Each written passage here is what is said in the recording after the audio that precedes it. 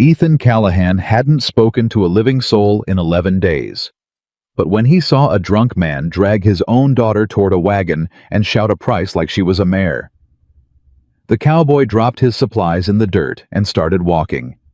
Nobody in Black Creek Valley stopped him. Nobody dared. And the question he was about to ask that trembling woman would silence the entire town. If stories about broken people who find their worth move you, subscribe and stay with me to the very end. And tell me in the comments, what city are you watching from? I want to see how far this story travels. Ethan Callahan came down out of the mountains that morning because he was out of coffee and low on salt, and for no other reason a man could name. He'd told himself that twice on the ride down. Coffee and salt. Nothing else. Get in, get out, get back up the ridge before the heat turned the valley into a skillet. He hadn't planned on Black Creek Valley teaching him anything. The town sat baking under a July sun that had no mercy in it. Ethan tied his horse to the rail outside the general store and stood a moment with his hand on the animal's neck, the way a man does when he isn't sure he wants to walk through a door with people on the other side of it. 7 years he'd lived alone. 7 years he'd learned that people mostly wanted things from you, and that the wanting never stopped once it started. He tipped his hat down against the light and went inside. The store was cool and dim and smelled of coffee beans and leather and dust. A thin storekeeper with ink on his fingers looked up, nodded once, and went back to his ledger. That suited Ethan fine. He liked a man who didn't need to talk. He was reaching for a sack of salt when he heard the shouting start outside. At first it was just noise. Ethan had learned to let noise pass through him like wind through a fence. But then a word came clear through the open door, and the word was a price. $40, a man was hollering. $40, and she's yours, and any man says that ain't a fair deal don't know the worth of a woman. Ethan set the salt down. He didn't decide to. His hand just let go of it. Outside, the sun hit him like a flat hand across the face. It took his eyes a second to sort the scene in front of the store. A crowd had gathered the way crowds do when something ugly is happening, and nobody wants to be the one to stop it. Men mostly. A few women at the edge's arms, crossed mouths tight, and in the middle of it stood a man Ethan would come to know as Walter Whitmore. Walter was drunk. Anyone could see that. He swayed on his heels, and his eyes were wet and red-rimmed, and his shirt was buttoned wrong. But drunk men could still do terrible things, and this one had his hand clamped around the wrist of a young woman. She wasn't fighting him. That was the thing Ethan noticed first, and it was the thing that put a cold weight in his chest. She wasn't fighting. She stood there in a faded blue cotton dress with a small cloth bag hanging from her free hand, and she looked out at the crowd with a stillness that wasn't calm at all. It was the stillness of somebody who had already decided that fighting didn't work. Ethan knew that stillness. He'd worn it himself in a field in Tennessee a long time ago. 27 years old, Walter announced to the crowd, and healthy, and she can read and write, which is more than most of you can say. He jerked her arm, and she stumbled a half step and caught herself. Read and write. You hear me? A wife that can keep your books. $40.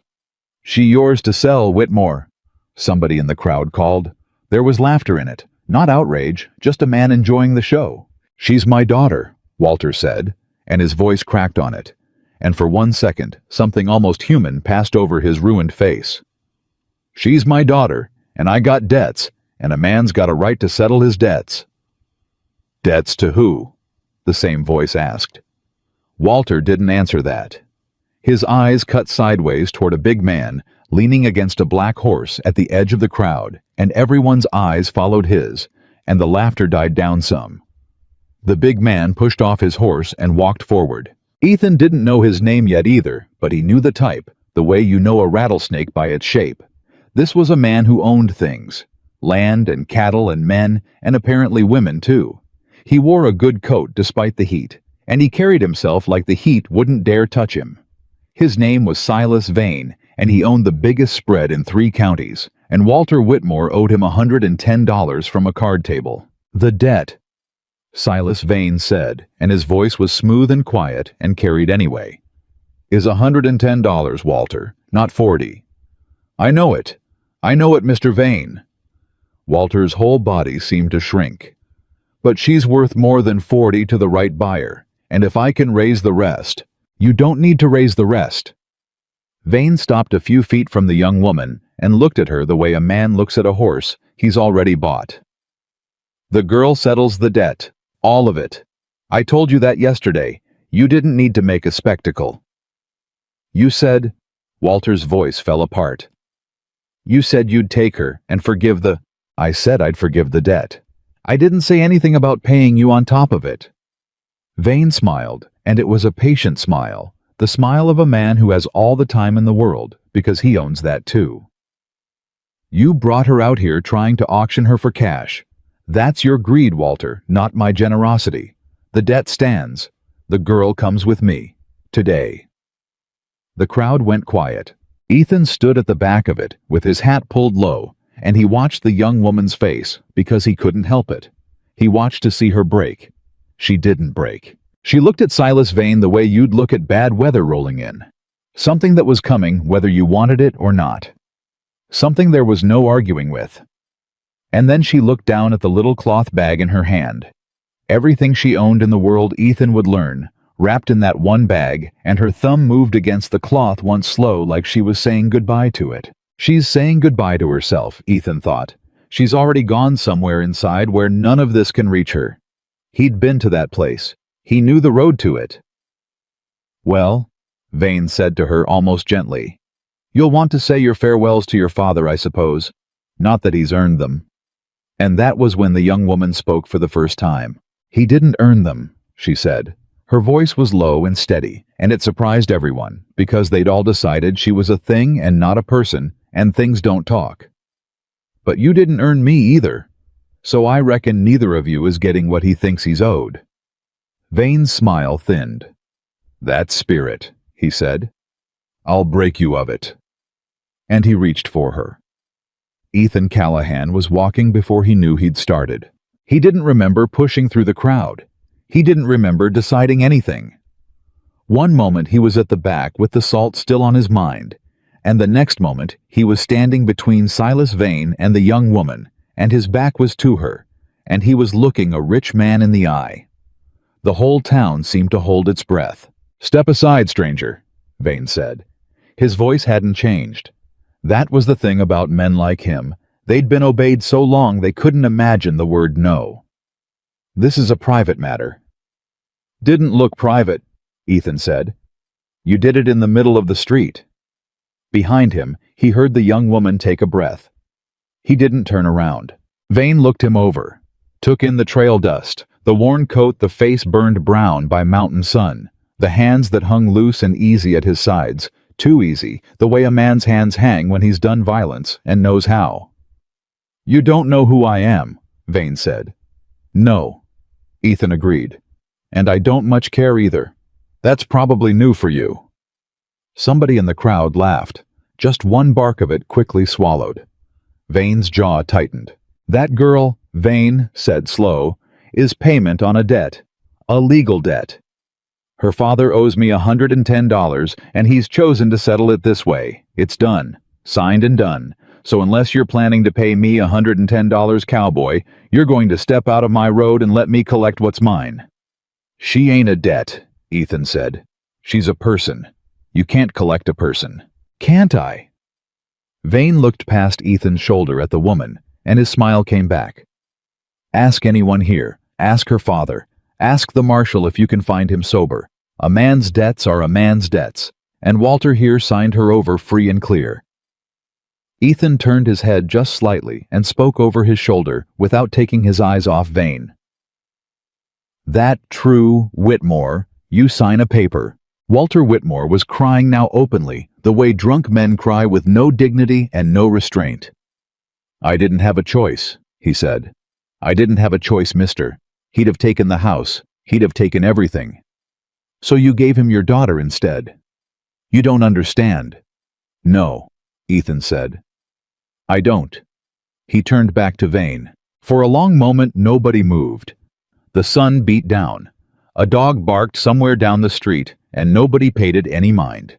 And Ethan Callahan, who had come down the mountain for coffee and salt, felt the old cold thing settle into his hands, the thing from the war, the thing he'd spent 7 years trying to leave up on that ridge.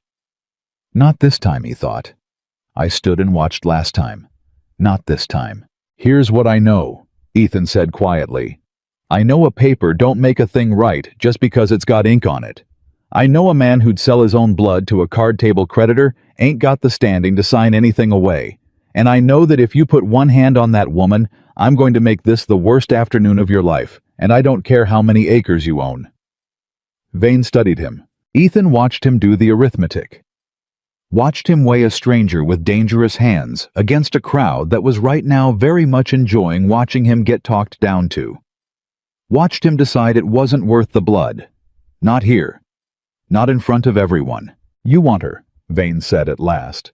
You can have her, for $110. That's the debt. You cover it, she's yours, and we're square. He spread his hands magnanimous, playing to the crowd now. I'm a reasonable man. I don't need a woman who's going to be trouble, but I'm not going to eat $110 because some saddle tramp got sentimental. You've got the money, cowboy, or you've just got the mouth.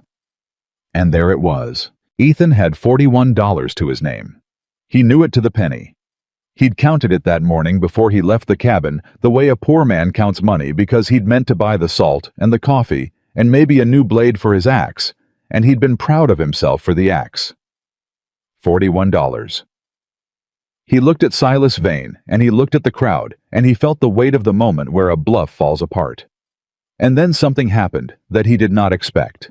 The young woman stepped up beside him. Not behind him now. Beside him. She'd set her little cloth bag down in the dirt, and she stood at his shoulder, and she looked at Silas Vane with those steady eyes, and she said, I've got $19. The crowd stirred. Clara, her father started. $19, she said again louder to Vane. Egg money, sewing money, money I earned and hid where my father couldn't drink it. It's mine. Nobody signed it away. She reached into the pocket of that faded blue dress and pulled out a small knotted rag heavy with coin, and she held it up. It's real. Count it if you don't believe me. $19 toward the debt. That leaves $91. Ethan looked at her. She didn't look back at him. She kept her eyes on Vane. But she'd just told him her name without meaning to Clara, and she'd just done something he understood down to his bones. She'd just refused to be nothing. She'd just insisted in front of the whole town that she was a person with money in her pocket and not a debt to be settled. 91, Ethan thought. He had 41. Between them they had 60. Still 31 short. Vane laughed. $19. From the girl I'm buying, that's rich. He shook his head. It doesn't matter, sweetheart. You can't buy yourself. You're the payment. That's the whole point of you today. She just did buy part of herself, Ethan said. You want to argue she can't in front of all these folks? You want to be the man who took a woman's own money, and then took the woman too. He tipped his head at the crowd. Go on, tell them how that's fair. The crowd had shifted. Ethan could feel it. It was a small thing the way a crowd shifts, but he'd learned to read it long ago. When Clara pulled out that knotted rag of coins, $19 earned in secret and hidden from a drunk, something in the watching people had turned. These were poor folks, most of them. They knew what $19 in secret money meant. They knew what it cost to earn it and hide it, and they didn't love Silas Vane. Nobody loves the man who owns the land they work. Vane felt it too. He was too smart not to. $60, Vane said. You've got 60 between you. Is that the tale? 60 against 110 debt?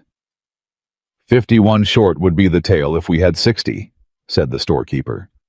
Everyone turned. The thin man with ink on his fingers had come out onto the porch of his store, and he was wiping his hands slowly on a rag, and he was frowning. But I've heard about enough, the storekeeper went on. Walter Whitmore's owed me $8 since spring, and I've been carrying it because I'm a soft fool. So I'll forgive Walter's 8 to me, and I'll add 10 of my own to this cowboy's pile on account of I don't want to live in a town that sells its women in my dooryard. He looked at Vane, and there was old dislike in it. That's the truth of it, Silas. I don't want to look at it. It turns my stomach. 18 from him, Ethan said. 60 from us. That's 78. He didn't know why he was doing arithmetic out loud. He'd never been a talker. But the numbers were climbing and every dollar was a stone taken off Clara Whitmore's chest. And he found he couldn't stop. "I got $2, a woman called from the edge of the crowd. She was old in a bonnet gone gray with washing. "For the same reason," he said. "I don't want to live here neither if this is the kind of place it's fixing to be." 80, Ethan said. $1 here, said a man in a farrier's apron, and tossed a coin that Ethan caught out of the air without looking. 81. It came apart on Silas Vane then. Ethan watched it happen, watched the rich man realize that the crowd he'd counted on to be cowed and quiet was instead emptying its pockets coin by coin to buy a woman free of him. Not because they loved her, most of them didn't even know her, but because in that hot street on that hot day, they had all been given a chance to be better than they usually were, and enough of them had decided to take it. There is a kind of thing that happens in a crowd sometimes. Ethan had seen it go the wrong way in the war more times than he could stand to remember. He had seen crowds turn into mobs and do murder, but he had never not once in his life seen it go the right way like this. "This is absurd," Vane said. His voice had lost its smoothness. "You people, you'll pass a hat for a stranger and let your own crops rot. $110 and not a cent less, and I don't take it in nickels from beggars." "You'll take it however it comes," Ethan said, "because you already said the price. In front of everyone. You said 110 and she's free. You going to be a man who breaks his word in the street now on top of everything else?" The coins kept coming. A widow gave $1 and would not meet anyone's eye. Two brothers gave 50 cents each. The old woman in the gray bonnet came forward and pressed her $2 into Clara's hand, directly folding the girl's cold fingers around it, and she said something too quiet for Ethan to hear, and Clara's steady face finally cracked, just for a second, just a flicker, and then she got it back under control. Ethan counted it out on the store's porch with the storekeeper checking his figures. 60 from Ethan and Clara, 18 from the store, and the rest, dollar by dollar and dime by dime from a town that had come out to watch a woman be sold and had decided most of it that it would rather not. $111, the storekeeper announced. "Dollar over. Count it yourself, Silas." Silas Vane did not count it. He looked at the little pile of mismatched coins on the porch, the dimes and the nickels and the 2 silver dollars and the crumpled bills, and Ethan saw in his face that it wasn't the money that had beaten him. It was never the money. It was that a whole town had chosen a stranger over him out loud where everyone could see. That was the thing he couldn't forgive. That was the thing he'd carry. "Take it," Vane said to the storekeeper, not looking at him. "Count it later. If it's short, I'll be back." "It's not short," the storekeeper said. "But you come back any time you like, Silas. Bring a receipt for what you sold today." "Oh, that's right. There's no receipt for selling a person, is there? Because it isn't legal. Never was." He smiled thinly. "You just bet a whole town wouldn't have the sand to say so. You bet wrong." For one moment, Ethan thought Vane might do it anyway. Might go for a gun or a fist, might tear the whole fragile thing apart out of pure spite. He shifted his weight ready, the cold thing humming in his hands. But Vane only pulled his coat straight and mounted his black horse and looked down at Clara Whitmore one last time. "You should have come quiet," he told her. "Would have been a soft life. Instead, you'll be some saddle tramp's washwoman up a mountain, and you'll think of me when the winter comes." He gathered his reins. "This valley's mine, girl. Every road in and out. You'll pass through it again someday. And I've got a long memory." "So do I," Clara said. Vane rode out. The crowd parted to let him, and closed behind him, and let out a breath as one, and then people started talking all at once the way they do after a storm passes, half laughing, half amazed at themselves. And Clara Whitmore stood in the middle of the street with a handful of a town's mercy folded in her fist, and she did not seem to know what to do with any of it. Her father came at her then, stumbling, weeping, reaching. "Clara, Clara, baby. You see how it worked out. I never would have let him really take you. I was just—" "Don't," Clara said. "Baby, I'm your father. You put a price on me." Her voice didn't rise. That was what made it terrible. In the street. In front of everyone. $40. I heard you say it. I'll hear you say it the rest of my life. She looked at him, and Ethan saw something close between them. A door swinging shut that would never open again. You don't get to call me baby anymore. You spent that word. You spent all of them. Where will you go? Walter cried. You got nothing. You got no one. She's got a mountain to go to, Ethan heard himself say. If she wants it. And a roof. And she won't be sold off it, not for any debt, not ever. He hadn't planned to say that either. It just came out of him the way the walking had come out of him, the way the numbers had. That's a better offer than the one you gave her, Whitmore. Not that that's saying much. Clara turned and looked at Ethan then. Really looked at him for the first time. Up close, her eyes were brown and tired, and older than 27 years, had any right to make them, and there was a wariness in them so deep, it was almost a wall. He knew that wall. He had one just like it. Why? She said. Just that. One word. A question with no question mark on it, because she'd stopped believing questions got answered. Why what? Ethan said, Why'd you step in? You don't know me. You'll never see a dime of your money back. I'm not. Her jaw worked. I'm not going to be grateful the way you want. If that's the price, tell me now, and I'll take my $19 and my chances. I've paid that price before. I'd rather starve. The crowd went quiet again to hear his answer, and here it was. The moment the whole town was watching. The moment Ethan Callahan, mountain cowboy, 7 years alone, could have said something noble, something the crowd wanted, something about kindness or God or the milk of human decency. He didn't. He crouched down in the dirt of the street, slow and easy, until he was closer to her level, the way you get low to a spooked animal so you don't loom.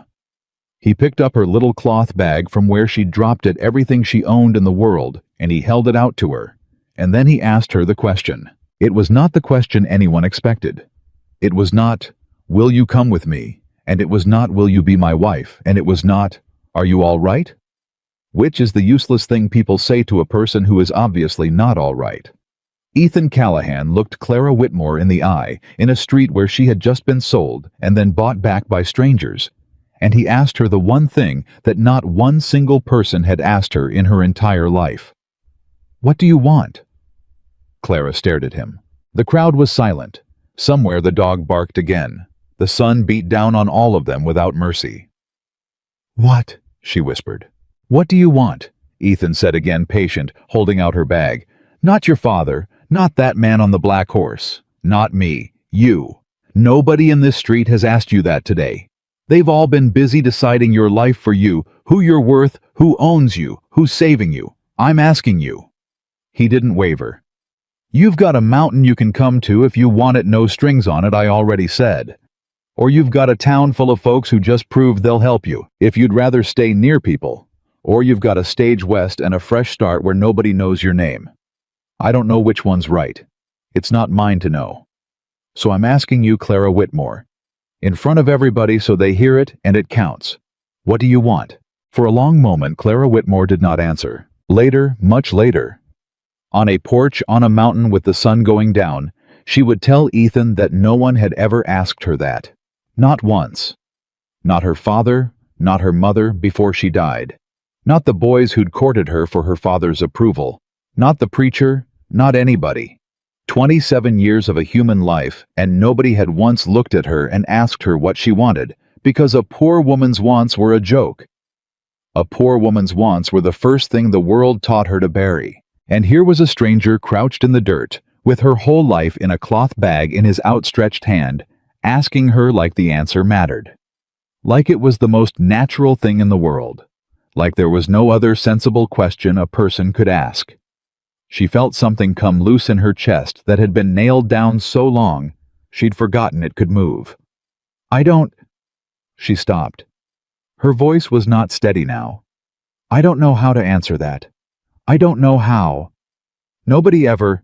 Take your time, Ethan said. I'm not going anywhere. And she believed him.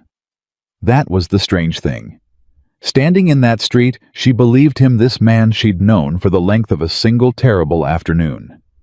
Because he was still crouched down in the dirt, and the town was still watching, and he hadn't grabbed her wrist the way her father had, hadn't looked at her the way Vane had, hadn't asked for a single thing back.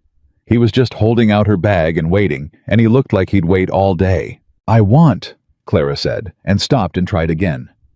"I want to sleep one night, one single night, without being afraid of what a man's going to do to me while I'm asleep." Her voice broke clean in half on it, and she let it, because there didn't seem to be any point in pretending anymore. That's all I know how to want right now. That's the only thing small enough that I can believe it. One night. I don't even know how to want more than that. I forgot how."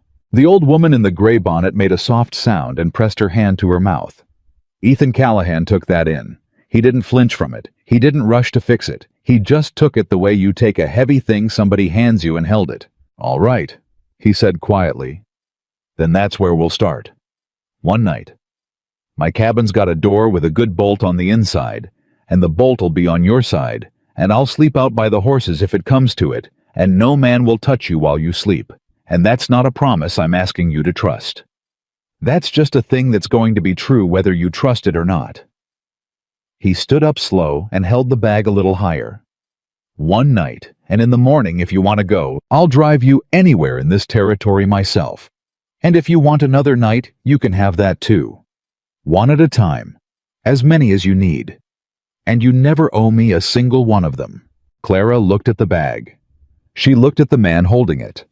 She looked at the town that had emptied its pockets for her, at the old woman with her hand at her mouth, at the storekeeper with ink on his fingers, at her weeping father who had sold her for $40 in the street. And Clara Whitmore reached out and took her bag from Ethan Callahan's hand. "One night," she said. "One night." Ethan agreed. He didn't smile. He wasn't a smiling man. But something eased in his face, some old locked thing, and he tipped his hat to her, the first time he'd tipped it to anyone in years, and he said, "Ma'am," like she was a lady and not a woman who'd just been sold in the street. And Clara felt that small word land somewhere deep and sore, and she had to look away from him, so he wouldn't see what it did to her. Her father tried once more. "Clara. Clara, please, don't leave me with nothing." Clara turned and looked at Walter Whitmore for what she already knew would be the last time in a very long time. "You had a daughter," she said. "That was never nothing. You just couldn't see it because you were always looking at what I was worth instead of what I was."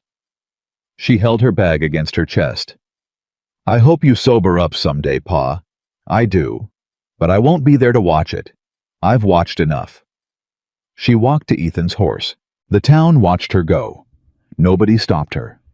The old woman in the gray bonnet lifted a hand in something that was half a blessing and half a wave, and Clara lifted hers back. Ethan bought his salt and his coffee.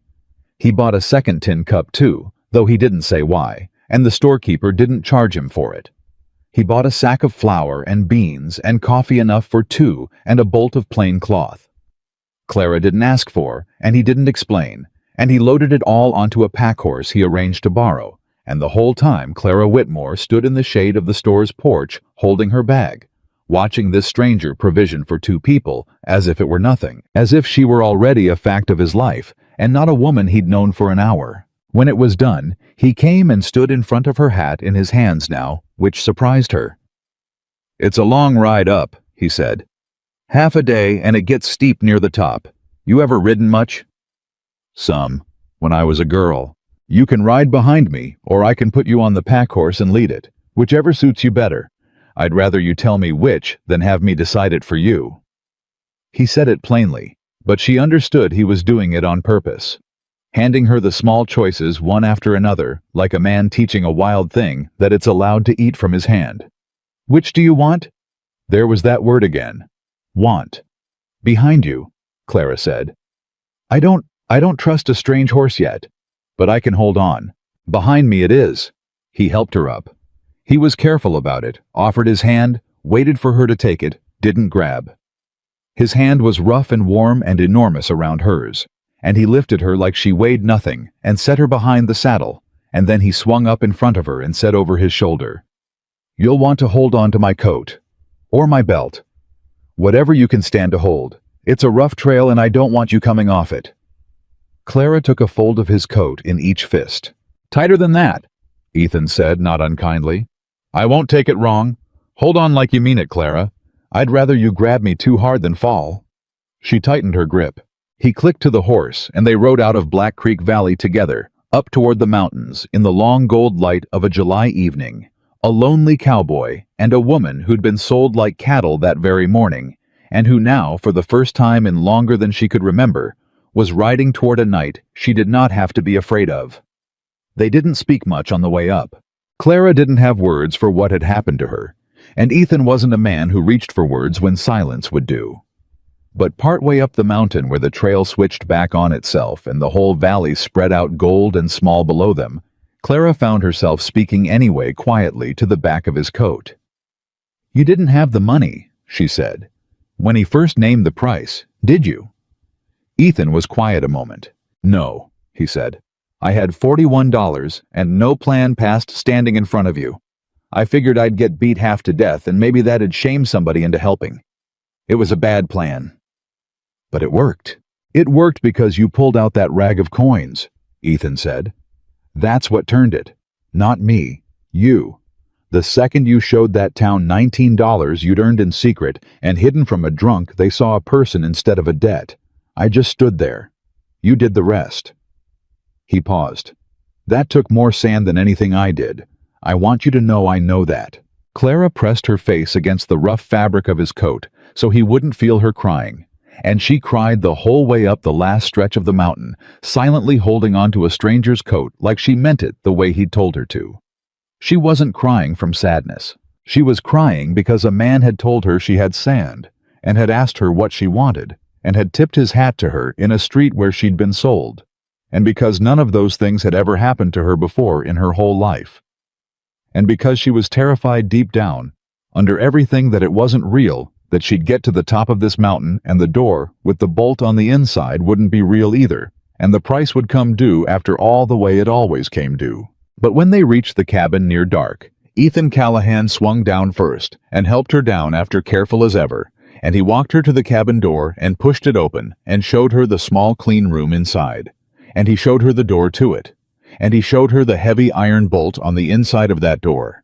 And he put his own hand flat against the wood and pushed to show her how solid it was. "On your side," he said. "Like I told you, you bolt that and the President of the United States couldn't get through it, let alone me." He stepped back out of the doorway, giving her the room. "There's bread and hard cheese in the tin on the shelf if you get hungry. Water in the pitchers fresh from the creek this morning. I'll be out by the horses. You need anything, you holler, but you don't have to. You don't have to do anything at all tonight, Clara, except the one thing you told me you wanted." Clara stood in the doorway of a room that was for the moment hers. "Sleep," she said. "Sleep," Ethan said. He tipped his hat one more time. "Good night, ma'am." He turned to go. "Mr. Callahan." He stopped. Clara stood in the little room with her cloth bag still clutched against her chest, and she looked at this strange, quiet, careful man who had walked across a street for her that morning when she was a debt to be settled, and had ridden her up a mountain by evening when she was a person again.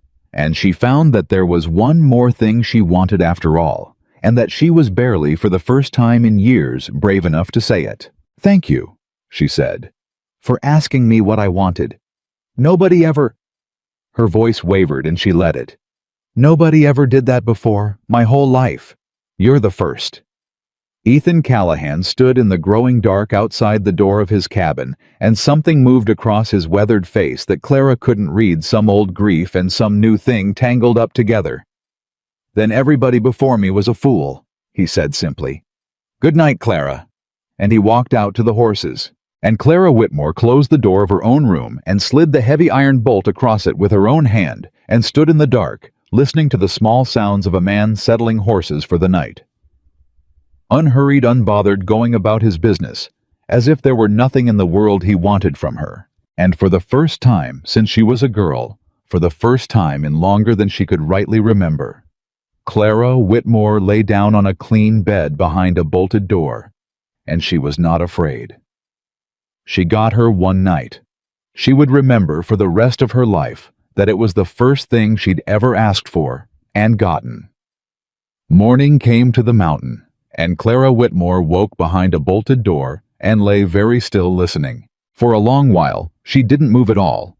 She just lay there with her eyes open, cataloging the sounds the way she'd trained herself to do her whole life, reading a house through its noises to know what was coming. A drunk's footsteps. A creaking board that meant a hand on her doorknob. She'd learned all of it young. But the sounds coming through the door weren't those sounds. She heard an axe. Steady, unhurried, a man splitting wood in no particular rush. She heard horses stamping and blowing. She heard a coffee pot set down on iron. And under all of it, she heard a man's low voice talking. Not to her, not to anyone, just murmuring the way some men talk to animals, easy and constant. The sound of somebody who'd been alone so long that talking to horses was the only conversation he had left. Clara lay there and understood slowly that she had slept the whole night through. She hadn't done that in years, not once, not one whole night. She got up. She smoothed her faded blue dress with her hands because she had nothing else to smooth it with, and she stood at the bolted door a long moment with her fingers on the iron, and then she slid it back and opened the door and stepped out into the main room of the cabin. It was empty. He'd left it to her. On the table sat a tin plate with bread and a wedge of hard cheese, and beside it the second tin cup he'd bought in town, and the coffee pot warming at the edge of the stove, and a folded square of the plain cloth he'd bought and never explained. She stood looking at that plate a long time. She was still standing there when Ethan Callahan came in through the front door with an armload of split wood, and he stopped when he saw her, and the two of them looked at each other across the room like a couple of wary animals who'd each expected the other to be gone. "Mornin'," Ethan said. "Morning." "You sleep." Clara opened her mouth to give the answer she always gave, which was fine, which was the answer that kept a person safe, and instead, the truth came out of her before she could stop it. "All night," she said. "I slept all night. I haven't done that since—" She stopped. "In a long time." Ethan nodded slow and set the wood down by the stove, and didn't make anything of it which she was grateful for. "Good," was all he said. "There's coffee. Cheese is sharp, I'll warn you. Fella down at the store makes it himself, and he's got a heavy hand with it. You're not going to ask—" "Ask what? How long it's been? Why I don't sleep?" She watched him wary, waiting for the price. Most people would ask. They like to know the whole story. Makes them feel like they've got a hold on you. Ethan straightened up and looked at her, and there was something old and level in his eyes. "I figure you'll tell me the parts you want me to know when you want me to know 'em," he said. "And the rest is yours to keep. I've got a whole ridge full of things I don't tell people. Wouldn't be fair of me to go digging in your saddlebags when I keep mine locked." Clara stood there and absorbed that. "Eat," Ethan said, and turned to feed the stove. "You're skin and bones. You want to work this mountain, you got to eat first." "I don't remember saying I wanted to work your mountain." "You didn't. I'm just betting you're not the kind to sit idle, and I'll lose that bet with good grace if I'm wrong." He fed a split log into the fire. "But eat either way." She ate. And that was the first day. There would be many days after it, and Clara would learn over the weeks that followed that living with Ethan Callahan was nothing like she'd braced herself for. She'd spent the ride up that mountain rehearsing all the ways it would go bad, because in her experience, the good things were the trap. The good things were the bait, and the price always came due after they had you where they wanted you. But the price never came. She kept waiting for it. She waited for it the way you wait for a storm you can smell on the wind.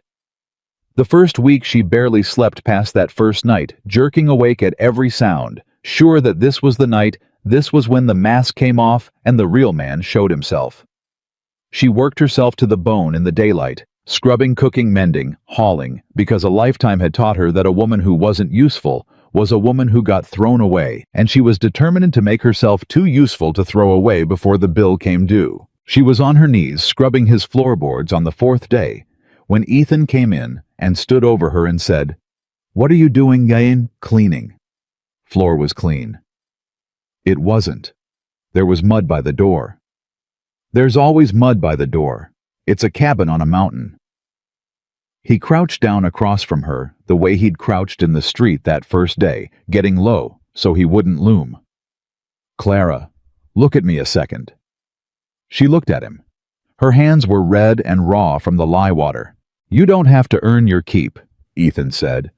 "I told you that down in the valley, and I'll tell you every day if that's what it takes for you to believe it. You're not here on account of what you can do for me. You're here because you needed a door with a bolt on it, and I had one." He nodded at her raw hands. "You're going to scrub yourself down to nothing trying to pay a debt you don't owe. And I know why you're doing it, and it breaks my heart to watch. But I need you to stop."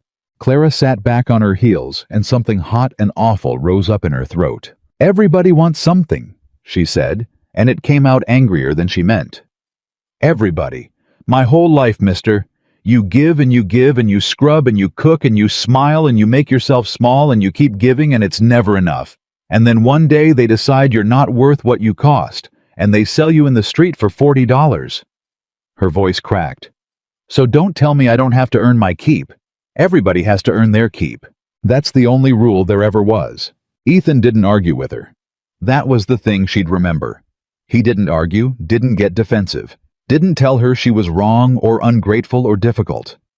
He just knelt there and took it the way he'd taken her heavy words in the street, and when she was done and breathing hard, he said very quietly, "Who sold you the first time?" Clara went still. "What? You said the first time back in the valley. You said, I've paid that price before." His eyes didn't leave her face. "So this wasn't the first time your father tried to hand you off, was it?" And there it was, the first crack in the thing Clara Whitmore had spent her whole life sealing shut. "No," she said after a long silence. "It wasn't the first time." Ethan waited. "When I was 19, Clara said, and her voice had gone flat and far away, the way a voice goes when it's telling a thing it's never said out loud. "My father owed money to a man named Cole, storekeeper down in Kansas where we lived then. And Cole said he'd forgive it if I married his son. So my father sold me the first time. Married me off at 19 to settle a debt." She swallowed. The son, Tom. He wasn't right. In his temper. He'd been that way his whole life, and everybody knew it, and nobody warned me because I wasn't a person they had to warn. I was a payment. Her hands had started to shake. "I was married to him 4 years. 4 years. And I'll not tell you what those 4 years were, Mr. Callahan, because I've never told anybody, and I'm not sure I've got the words. But he died. Fever took him one winter.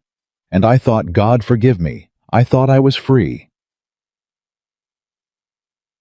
"But you weren't," Ethan said softly. "No." A terrible small laugh. "I wasn't. Because I went back to my father's house because a widow with no money's got nowhere else to go, and my father looked at me, and do you know the first thing he said?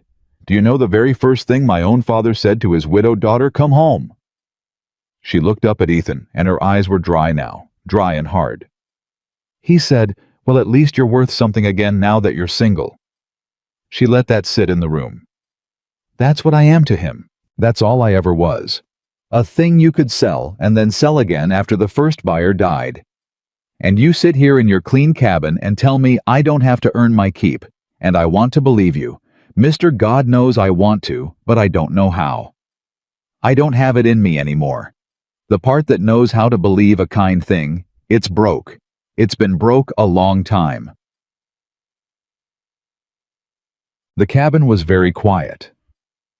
Ethan Callahan knelt there on the clean floorboards, and Clara watched his jaw work, and watched him take a breath, and let it out slow, and when he spoke, his voice was rougher than she'd heard it.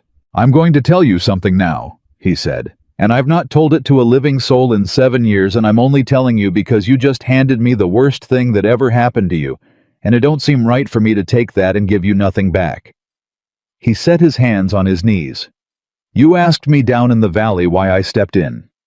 I told you it was because you pulled out those coins. That was true, but it wasn't the whole of it." He looked at her. I stepped in because I stood and watched once. And I've spent 7 years trying to forgive myself for it, and I never have, and I don't expect to. Watched what? The war, Ethan said. I was a young man. I rode with a company, and we came through a farm one day, and there was a family there, and things happened at that farm that no man ought to do to another, and I— His voice caught and he pushed through it. I stood there.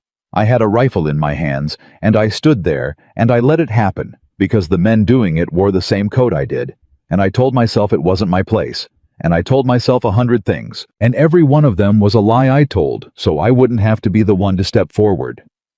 He looked down at his own hands. There was a girl there, about your age you are now, and she looked at me, right at me, waiting to see if I'd do anything, and I didn't. And I have seen that girl's face every single night for 7 years, and I will see it every night until I die. And I moved up this mountain to get away from people because I couldn't stand to be near anybody. I might fail again. Mamti. Ishahimamindal. Clara didn't say anything. There wasn't anything to say. So when I walked down into that valley for coffee and salt, Ethan went on, and I heard a man selling his daughter in the street, and I turned around and saw you standing there, not fighting, not crying, just gone somewhere behind your own eyes. His voice dropped. I knew that look. It was her look. And I thought, God is my witness, not this time. I don't care if it's not my place. I don't care if I don't have the money. I am not going to stand and watch one more time. Not while I've got breath. He looked up at her. So that's the truth of why. It wasn't for you, not really, not at the start. It was for me. It was 7 years of a thing I couldn't fix, and you gave me one thing I finally could. So if anybody in this cabin owes anybody, Clara, it's me. It's me that owes you. You gave me the first clean night's sleep I've had in 7 years too, and you don't even know you did it. Clara Whitmore looked at this man kneeling on his own floor. This man who had just handed her the worst thing that ever happened to him, in exchange for the worst thing that ever happened to her. And she understood all at once that she was not looking at a savior, and she was not looking at a buyer. She was looking at another broken person. A person with his own bolt-locked doors and his own faces he saw at night. And something in her chest that had been nailed shut for years came loose a second time. All right, she said very quietly. All right, what? I'll stop scrubbing your clean floors. A small, wet, unwilling, almost smile. I'll find honest work to do instead, because I can't sit idle, mister. I meant that it's not in me. But I'll stop trying to buy my way out of being thrown away. She swallowed. I'll try to believe you. I can't promise I'll get all the way there, but I'll try. That's all I'd ask, Ethan said. The trying. And he stood up and held out his rough hand and helped her up off her knees, careful as ever, waiting for her to take it instead of grabbing. And Clara took it, and for one moment the two of them stood there in the small, clean cabin, holding hands like a couple of people at the edge of something neither of them had a name for. Then Ethan let go easy and said, Come on, if you gotta work, I'll give you real work. Better than scrubbing a floor that don't need it. That was how Clara Whitmore learned to ride a mountain and shoot a rifle and mend a fence and read the weather off the shoulder of a peak. She would look back on those weeks later as the strangest and best of her life. They fell into a rhythm, the two of them, the kind of rhythm that grows up quiet between two people who don't need to fill the silence. In the mornings, Ethan taught her things. He taught her to sit a horse without gripping so hard her hands cramped. He taught her to load and level a rifle. And when she flinched at the first shot, he didn't laugh, just said, Again, show, and stood beside her patient as the mountain itself until the flinch went out of her. He taught her which plants up on the high slopes you could eat, and which would kill you, and which the deer favored, and how to read a track in soft ground. And she taught him things too, though neither of them said so out loud. She brought the cabin back to life. Not by scrubbing, she'd promised to stop that, but by living in it. She sang while she worked low, half under her breath. Old songs from Kansas, and Ethan would find himself stopping outside the door to listen, and then feel foolish, and go on with his chores. She made the meals into something more than fuel. She'd found herbs on the slopes and she cooked with them, and the cabin started to smell like a home instead of a way station. She talked. God, she talked once the fear of being sold off started to loosen its grip. It turned out Clara Whitmore had 27 years of things dammed up inside her, and nobody who'd ever wanted to hear them, and Ethan Callahan, who hadn't had a real conversation in 7 years, found himself listening to her like a man drinking after a long drought. "You're a talker," he told her one evening. Not unkindly, the two of them sitting out front watching the light go off the peaks. "I never was before," Clara said, surprised at herself. "I was quiet my whole life. It wasn't safe to talk. You said the wrong thing and—" She stopped. "But up here I keep finding words coming out. I don't know what's got into me." "Nothing's got into you," Ethan said. "You're just finally somewhere it's safe to make noise. That's all. A body'll bloom given the sun." Clara looked at him sidelong. "That's near to poetry, Mr. Callahan, from a man who claims he can't talk." "Don't tell anybody," Ethan said gravely. "I've got a reputation." And Clara laughed, really laughed. A startled, bright sound that surprised them both, and Ethan looked over at her with something soft and stunned in his weathered face, like a man who'd forgotten laughter was a sound the world could make, and for a moment neither of them looked away. It was Clara who broke it, flustered, looking back out at the mountains. But that moment sat between them after, and neither of them forgot it. The days built on each other. She stopped flinching at the rifle. She started riding out with him instead of staying at the cabin. Her hands, which had been raw from lie that first week, grew a different kind of callous, the honest kind from reins and rope and rifle stock. Her face filled out. The hunted look started to leave her eyes not all at once, but the way a season turns so slow you don't see it happen, and then one day it's just done. And somewhere in there, without either of them saying a word about it, the thing between them changed. She noticed it in small ways. The way he started leaving the second tin cup out on the table every morning without thinking, like it had always been hers. The way she'd reach for something on a high shelf and he'd already be there handing it down. The way they'd fallen into finishing each other's chores wordless, each seeing what the other had left undone. The way on the cold mountain evenings they'd sit closer to each other by the fire than two strangers had any business sitting, and neither of them moved away. But Clara Whitmore had been burned too many times to trust a good thing, and so even as she felt herself falling, and she knew she was falling, she wasn't a fool. She kept one eye always on the door and one hand always near the exit, and she waited still. Some small ruined part of her waited for the price to come due. And then one hot morning near the end of that summer the price came. It came in the form of hoofbeats on the mountain trail. Ethan heard them first. He was splitting wood, and he went still with the axe in the air, his head cocked, and Clara, who had learned by then to read his stillness, went still too. "Riders," Ethan said. "3, maybe 4, coming up the trail." He set the axe down slow. "Clara, go in the cabin. Take the rifle. Bolt the door." "Who is it?" "Don't know yet, but nobody rides up my mountain by accident. There's only one trail, and it only goes one place." His voice had changed. It had gone flat and cold, and Clara recognized the sound of it. It was the voice from the street in Black Creek Valley, the war voice, the cold thing in his hands. "Go on now. Go." Clara went, but she didn't bolt the door. She stood just inside it with the rifle in her hands, and she watched through the crack, because she'd be damned. She decided if she'd cower behind a door while the price came for her again. She'd learned to shoot. She'd learned it from him. And she'd use it if she had to. The riders came up out of the trees into the clearing, and Clara's blood ran cold. The man in front was Silas Vane. He rode his black horse easy, the way he did everything like the whole world was a room he already owned. Behind him rode 2 hard-looking men with rifles across their saddles, and behind them rode a 4th man. Clara didn't know.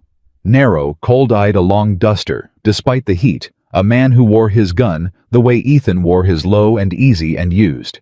Ethan stood alone in the middle of the clearing with his axe on the ground and his own gun on his hip, and he did not back up one single step. "Callahan," Silas Vane said, reining up. "That's your name, they tell me. Took me a while to learn it. You weren't much for introducing yourself down in the valley."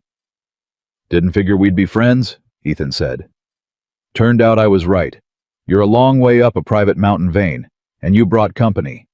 That's a lot of trouble to go to for a fella you already got what you wanted from. You got your $111. "I did." Vane smiled his patient smile. "And I told you at the time I've got a long memory. I don't like being made a fool of in front of a town full of people who owe me their livelihoods. That kind of thing spreads, gives folks ideas. A man in my position can't afford ideas." He leaned on his saddle horn. "So I did some looking into you, Callahan, and into your mountain here, and I found the most interesting thing." Clara, watching through the crack in the door, saw Ethan's shoulders shift just slightly, and she knew him well enough by now to know that the shift meant he was worried. Not about the guns, about something else. "This land you're squatting on," Vane said. "This pretty little mountain you rode up 7 years ago and started calling home. You ever file a claim on it, Callahan? You ever go down to the Territorial Land Office and put your name on a paper?" Ethan didn't answer. "No," Vane said softly. "You didn't. Because you didn't want to talk to anybody, did you? You just rode up here and built your cabin and hid from the world, and never once made it legal, which means in the eyes of the law and the territory of Montana." He spread his hands, delighted. "This land is unclaimed. Open range. Free for any man to file on who's got the sense to walk into the land office and do it." His smile widened. "Which I did. 3 weeks ago. You're standing on my land, Callahan. Your cabin, your well. That fence you've been mending, all of it's mine now, legal and filed and signed. I own the mountain you've been hiding on." The silence in the clearing was total. Clara's hands tightened on the rifle. She understood all at once the shape of the trap. Vane hadn't come for her. Not really. He'd come for the one thing that could hurt Ethan worse than a bullet. He'd come to take the mountain.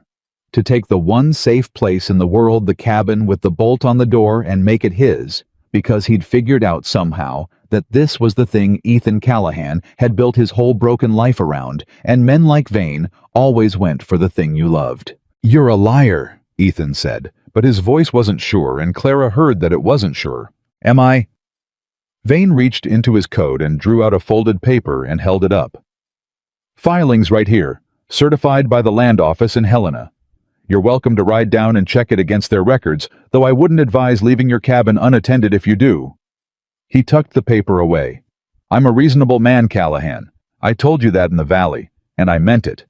So here's my offer. You've got a woman up here, the same woman I paid good money to have and got cheated out of. You send her down the mountain with me now, back where she belongs, and I'll let you keep your cabin till the first snow. That's generous. That's more than fair. A whole season to find yourself a new mountain to hide on. All it costs you is the woman who was never yours to begin with. What do you say?" And there it was. The real offer. The one he'd ridden up here to make. Clara's heart was pounding so hard she was sure they could hear it through the door. Take the deal, she thought, wild desperate. Take it. Keep your mountain. It's all you've got. It's all you've had for 7 years. I'm not worth a mountain. I'm not worth anything. That's the whole lesson of my whole life. Take the deal. Ethan, please. I'm not worth what you're about to lose." Ethan Callahan looked up at Silas Vane on his black horse and at the 2 riflemen and at the cold-eyed man in the long duster. And he laughed. It wasn't a big laugh. It was quiet and tired, and there wasn't much humor in it. But it was a laugh, and it seemed to unsettle Vane more than anything else could have. "You know," Ethan said, "I spent 7 years up here thinking this mountain was the most important thing in the world to me.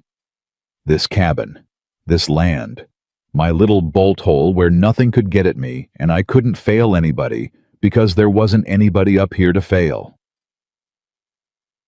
He shook his head slow. "And you rode all the way up here so pleased with yourself, Vane, so sure you'd found the thing that'd break me, the land. And a month ago, hell, a season ago, you'd have been right. A month ago, I'd have handed you anything to keep this mountain. I built my whole life around this pile of rock." He took a step toward Vane's horse. "But here's what you don't know," Ethan said. On account of you're the kind of man who's never in his life understood the difference. This mountain was never the thing. It was just where I was hiding from the thing. And the thing walked up my trail one hot afternoon in a faded blue dress being sold in the street for $40, and she moved into my cabin, and she taught me how to sleep at night again. And somewhere in there, this pile of rock stopped being my whole life, and started being just the place where she was. He stopped a few feet from the black horse. So you can have the mountain vein. File on it. Keep it. Burn the cabin down for all I care. Because you rode all this way to take the thing that matters most to me, and you got the wrong thing. You always were going to get the wrong thing. Because the thing that matters most to me is a person. And you can't file a claim on a person. God knows you've tried. Clara Whitmore stood behind the door with the rifle in her hands, and tears running down her face, and she did not remember afterward deciding to open the door. She just found herself doing it. She found herself stepping out of the cabin into the hot clearing, with the rifle held low, but ready the way he'd taught her, and standing beside him, not behind him, the way she'd stood beside him in the street the first day. "He's right," Clara said, and her voice didn't shake, and that astonished her most of all. "You can't file a claim on a person, Mr. Vane. I know. My whole life people have tried. My father tried. My husband tried. You tried with your $110, and every single one of you thought a paper made it real." She lifted her chin. "But I'm standing on this mountain because I chose to. He asked me what I wanted the day you tried to buy me, and it was the first time anybody ever had. And do you know what I want, Mr. Vane? I want to stay right here. That's my choice. And there's no paper in Helena that can sign it away." Silas Vane looked down at the two of them from his black horse, and the patient smile finally left his face. "Sentiment," he said, and it came out cold now, all the smoothness gone. "You think I rode up this mountain for sentiment? You think I care what a saddle tramp loves or what a bought woman wants?" He straightened in the saddle. "I own this land. That's not sentiment, that's law. And I've got the paper, and I've got the men, and you've got a woman and a wood axe. So let me tell you how this is going to go. My man there," he tipped his head at the cold-eyed one in the duster, "goes by the name of Ridge. Some of you might have heard of him down in the territories. He hunts men for money, and he's good at it, and I've hired him for the season. And Ridge here is going to stay on this mountain, my mountain, and he's going to make your life so miserable, Callahan, that come first. Snow, you'll be begging me to take that woman off your hands just so he'll leave." Vane gathered his reins. "You've got till winter. Enjoy it. And every day between now and then, you remember you could have done this the easy way. You chose the hard one. That's on you." He turned his horse, but the cold-eyed man Ridge did not turn his. He sat there on his mount, and he looked at Ethan Callahan with a long, flat, professional stare, the stare of a man measuring another man for a grave. And then he looked at Clara, and something in that look made her skin crawl worse than Vane's smile ever had. "I know you," Ridge said. His voice was quiet and dry like a snake through grass. He wasn't talking to Ethan. He was talking to Clara. "Been trying to place you since I rode up. Whitmore, Clara Whitmore, widow of Tom Cole out of Kansas."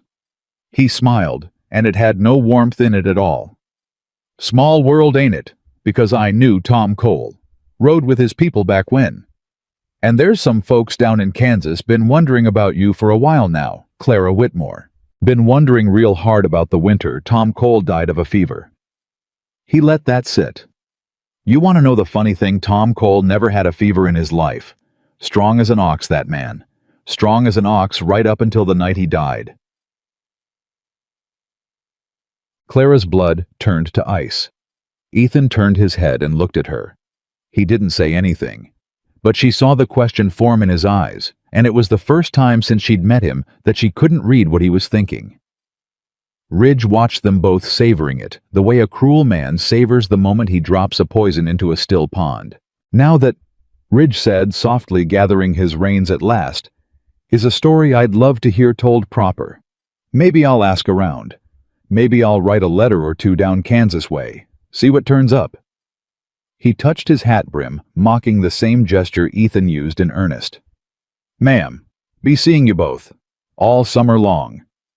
He turned his horse and rode down the trail after Vane and the rifleman, unhurried and no rush at all, a man who knew he had all the time in the world and every card in the deck. And Ethan Callahan and Clara Whitmore stood alone in the hot clearing, and the space between them, which had grown so warm and easy over the long summer weeks, had gone strange and cold, and full of a question nobody had asked out loud.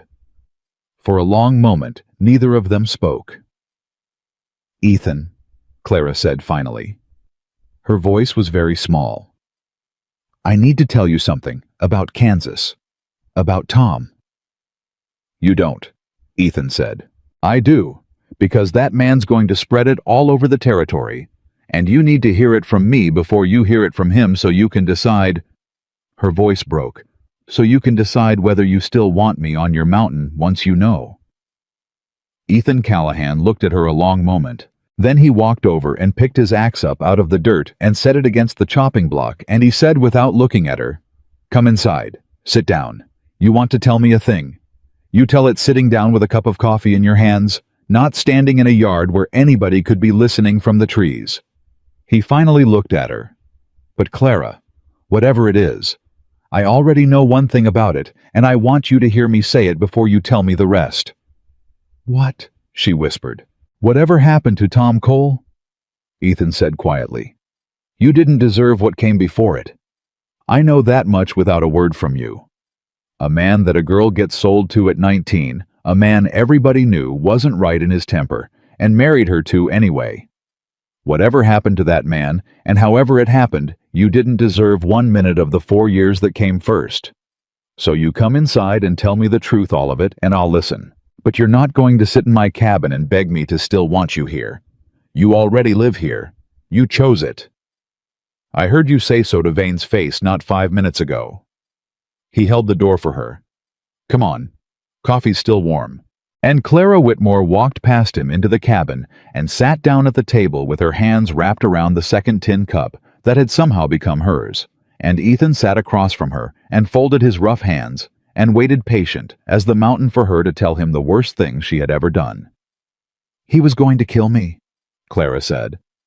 The words came out flat and quiet. "That last winter, Tom, he'd got worse and worse the whole 4 years, and that last winter something in him just came loose. There wasn't any reason to it anymore. Used to be I could see it coming, could tell what set him off, could make myself small and quiet and get through it. But that winter, there wasn't any getting through it. He'd come at me for nothing, for the way I breathed. And one night—" Her hands tightened on the cup. "One night he had his hands around my throat, and I could feel it going dark, and I just knew that this was the night he finished it. That I was going to die on the kitchen floor, and everyone would say, 'Poor Tom.' His wife passed sudden, and nobody would ever ask a single question because I wasn't a person anybody asked questions about." She stopped. Ethan didn't move, didn't push, just waited. "There was a fire iron," Clara said. "By the stove. My hand found it. I don't even remember reaching for it. I didn't want to die. That's all. After 4 years of not much caring whether I lived in that 1 second on the floor with his hands on my throat, I found out I didn't want to die after all. And I hit him, once, hard as I could, and he went down." She looked up at Ethan, and her eyes were dry and terrible. "And he didn't get up." The cabin was silent. "It wasn't a fever," Clara said. "That's the lie my father put about to keep the questions down, because a family with a dead man, and a live widow, and a fire iron is a family folks ask about, and my father didn't want the trouble. So he said, 'Fever,' and he buried Tom quick, and he took me home, and he told everybody I was a poor grieving widow, and then first chance he got, he tried to sell me all over again." A single tear finally fell, and she let it. "So that's it. That's the thing that man's going to spread all over the territory. Clara Whitmore killed her husband. And it's true, Ethan. I did. I've never told a living soul, and I'm telling you, and it's true. I picked up a fire iron and I killed a man. So now you know. Now you know exactly what you brought up your mountain." Ethan Callahan sat very still across the table from her. And then he did the last thing on God's earth Clara expected. He reached across the table slow, giving her every chance to pull back, and he took both her hands in both of his, her cold, shaking hands, in his big, warm, rough ones. And he held them, and he looked her dead in the eye, and he said, "You didn't kill your husband, Clara. You saved a woman's life. She just happened to be you." Clara stared at him. "A man had his hands around your throat, and it was going dark, and you were about to die," Ethan said, steady and low. "And you fought. After 4 years of that place teaching you not to. You found out you didn't want to die, and you fought to live. That's not a sin. That's the least sinful thing a body can do. That's just being alive, wanting to stay alive." His hands tightened around hers. "I stood in a field once, and watched terrible things happen, and did nothing, and I've hated myself for it 7 years. And you were 19, alone, sold, married 4 years to a monster on your knees on a kitchen floor dying, and you did the thing I couldn't do. You stepped forward, for your own self, when you were the only one left to step forward for you." His voice went rough. "You're not a killer, Clara Whitmore. You're a survivor, and I've never in my life met anyone braver. And that man Ridge can write every letter in Kansas, and it won't change one word of what I just said." Clara Whitmore put her head down on the table between their joined hands and wept. She wept the way you weep when a thing you've carried alone for years is finally set down, not gently, not prettily, but in great tearing sobs that shook the table, years of it, all of it, the fire iron, and the 4 years, and the winter, and the lie, and the second selling, and the whole crushing weight of a life that had told her over and over that she was a thing to be used and thrown away. And Ethan Callahan held her hands through all of it, and didn't let go, didn't shush her, didn't tell her to stop, just held on steady as the mountain until the storm of it finally passed. When she lifted her head, at last, wrung out and hollow and strangely light, Ethan was still there, still holding her hands, still looking at her the exact same way he had before she told him which was the thing that finally broke through the last locked door in Clara Whitmore's heart. That knowing didn't change how he looked at her. It hadn't cost her anything. The price hadn't come due even now, even with the very worst of her laid bare on the table. "You still want me here," she said. It wasn't quite a question. "I told you," Ethan said. "You already live here. You chose it. Nothing you just said changes a thing, except now I know you a little better, and knowing you better hasn't made me want you gone. It's made the opposite." He seemed to catch himself, and something almost shy crossed his weathered face. "Which I got no right to say to you given everything. So I won't say more than that. But no, I don't want you gone. Not for Vane, not for his paper, not for Ridge and all his letters. I want you exactly where you are." Clara looked at him for a long moment, and then she turned her hands over inside his so that she was holding his, now instead of the other way around. And she said very quietly, "That man Ridge is going to stay all summer. He's going to make our lives miserable," Vane said. "He's got 2 riflemen and a paper from Helena, and he hunts men for money, and he's decided to hunt us." She held Ethan's hands tight. "And I'm not running, Ethan. I ran my whole life. I made myself small my whole life, and it never once kept me safe, not one single time. So I'm done running. If that man and Vane want this mountain, they're going to have to come and take it, and I've got a rifle now, and you taught me how to use it, and I aim to keep this door my door with the bolt you gave me for as long as I've got breath." She looked him dead in the eye. "So don't you dare send me down that mountain to keep me safe. Don't you dare do the noble thing and try to save me by giving me up. I've been given up my whole life by men who told themselves it was for my own good. I won't have it from you too.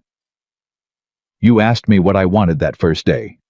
Well, I'm telling you what I want now, and I want to stay, and I want to fight, and I want you standing next to me when it comes, not in front of me, not sending me inside next to me.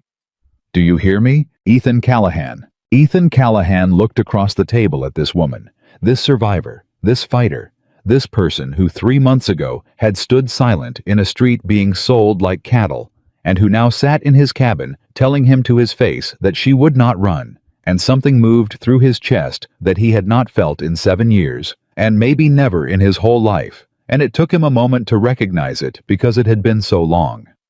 It was hope. "I hear you," Ethan said. "Next to you, not in front. I swear it." "Swear it proper," Clara said. "Not just words. I've had a lifetime of men's words." And Ethan Callahan stood up and came around the table and knelt down in front of her chair, the way he'd knelt in the street that first day, so he wasn't looming, so they were eye to eye, and he took off his hat and held it against his chest. "I swear it," he said, "on the one thing I've got left to swear on, which is this. I stood and watched once, and I'll carry it to my grave. And I would rather die on this mountain standing next to you than live one more day as the man who steps back and lets it happen. So no, Clara, I won't send you away to keep you safe. We stand together or we fall together, and either way we do it side by side. That's my oath. And I've never in my life broken one." Clara Whitmore reached out and put her hand against the side of Ethan Callahan's weathered face, the first time she had ever touched him of her own choosing, and he went still under her hand like a wild thing that has decided at last to be gentled.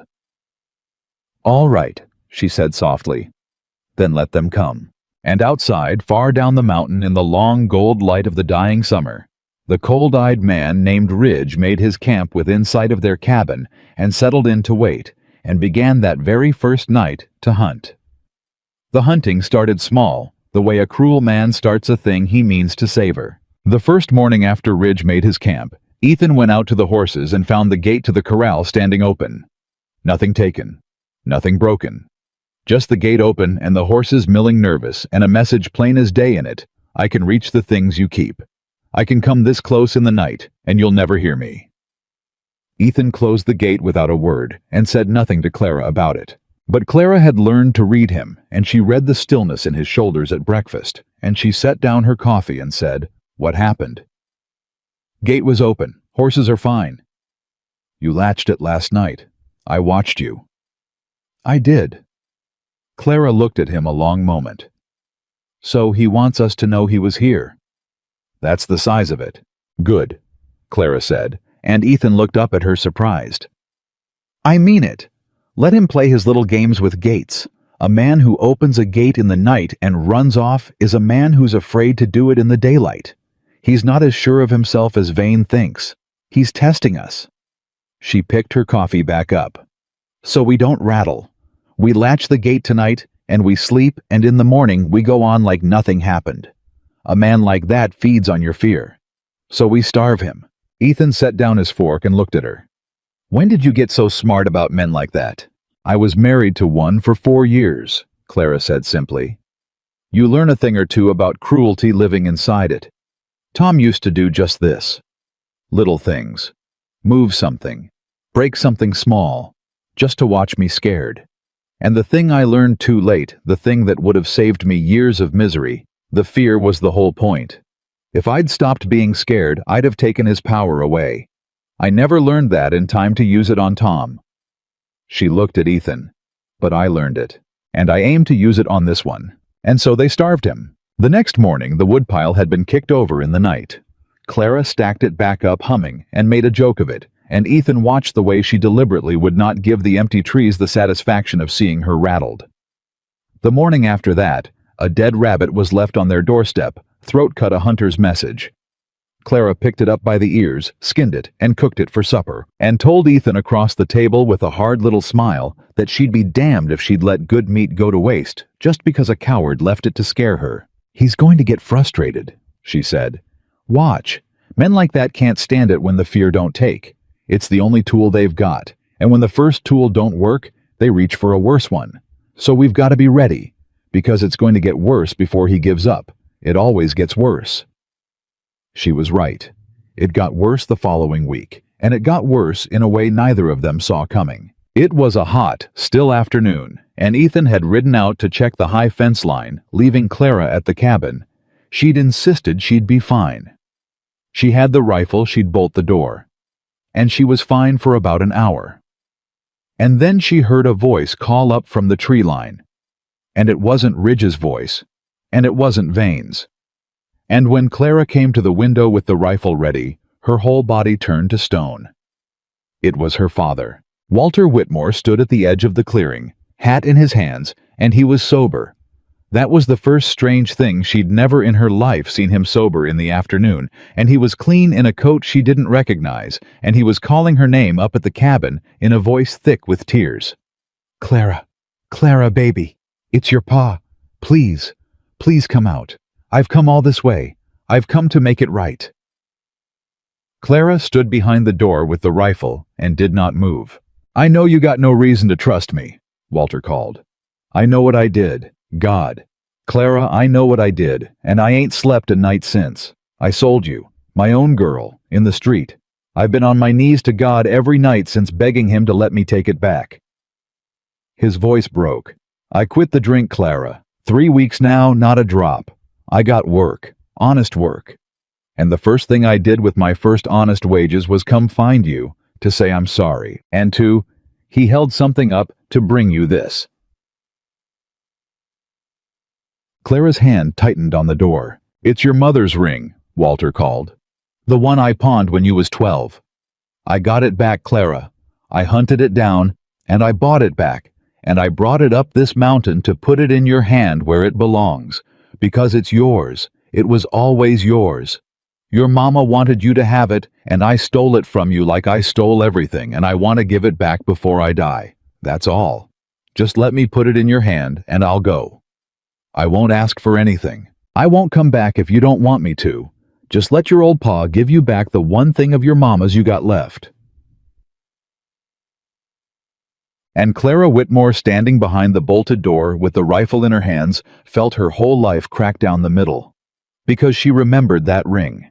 She remembered her mother's hands, and the ring on them, and her mother dying when Clara was 10, and the ring vanishing 2 years later into a pawn shop to pay a gambling debt, and how she'd cried herself sick over it because it was the last piece of her mother in the whole world.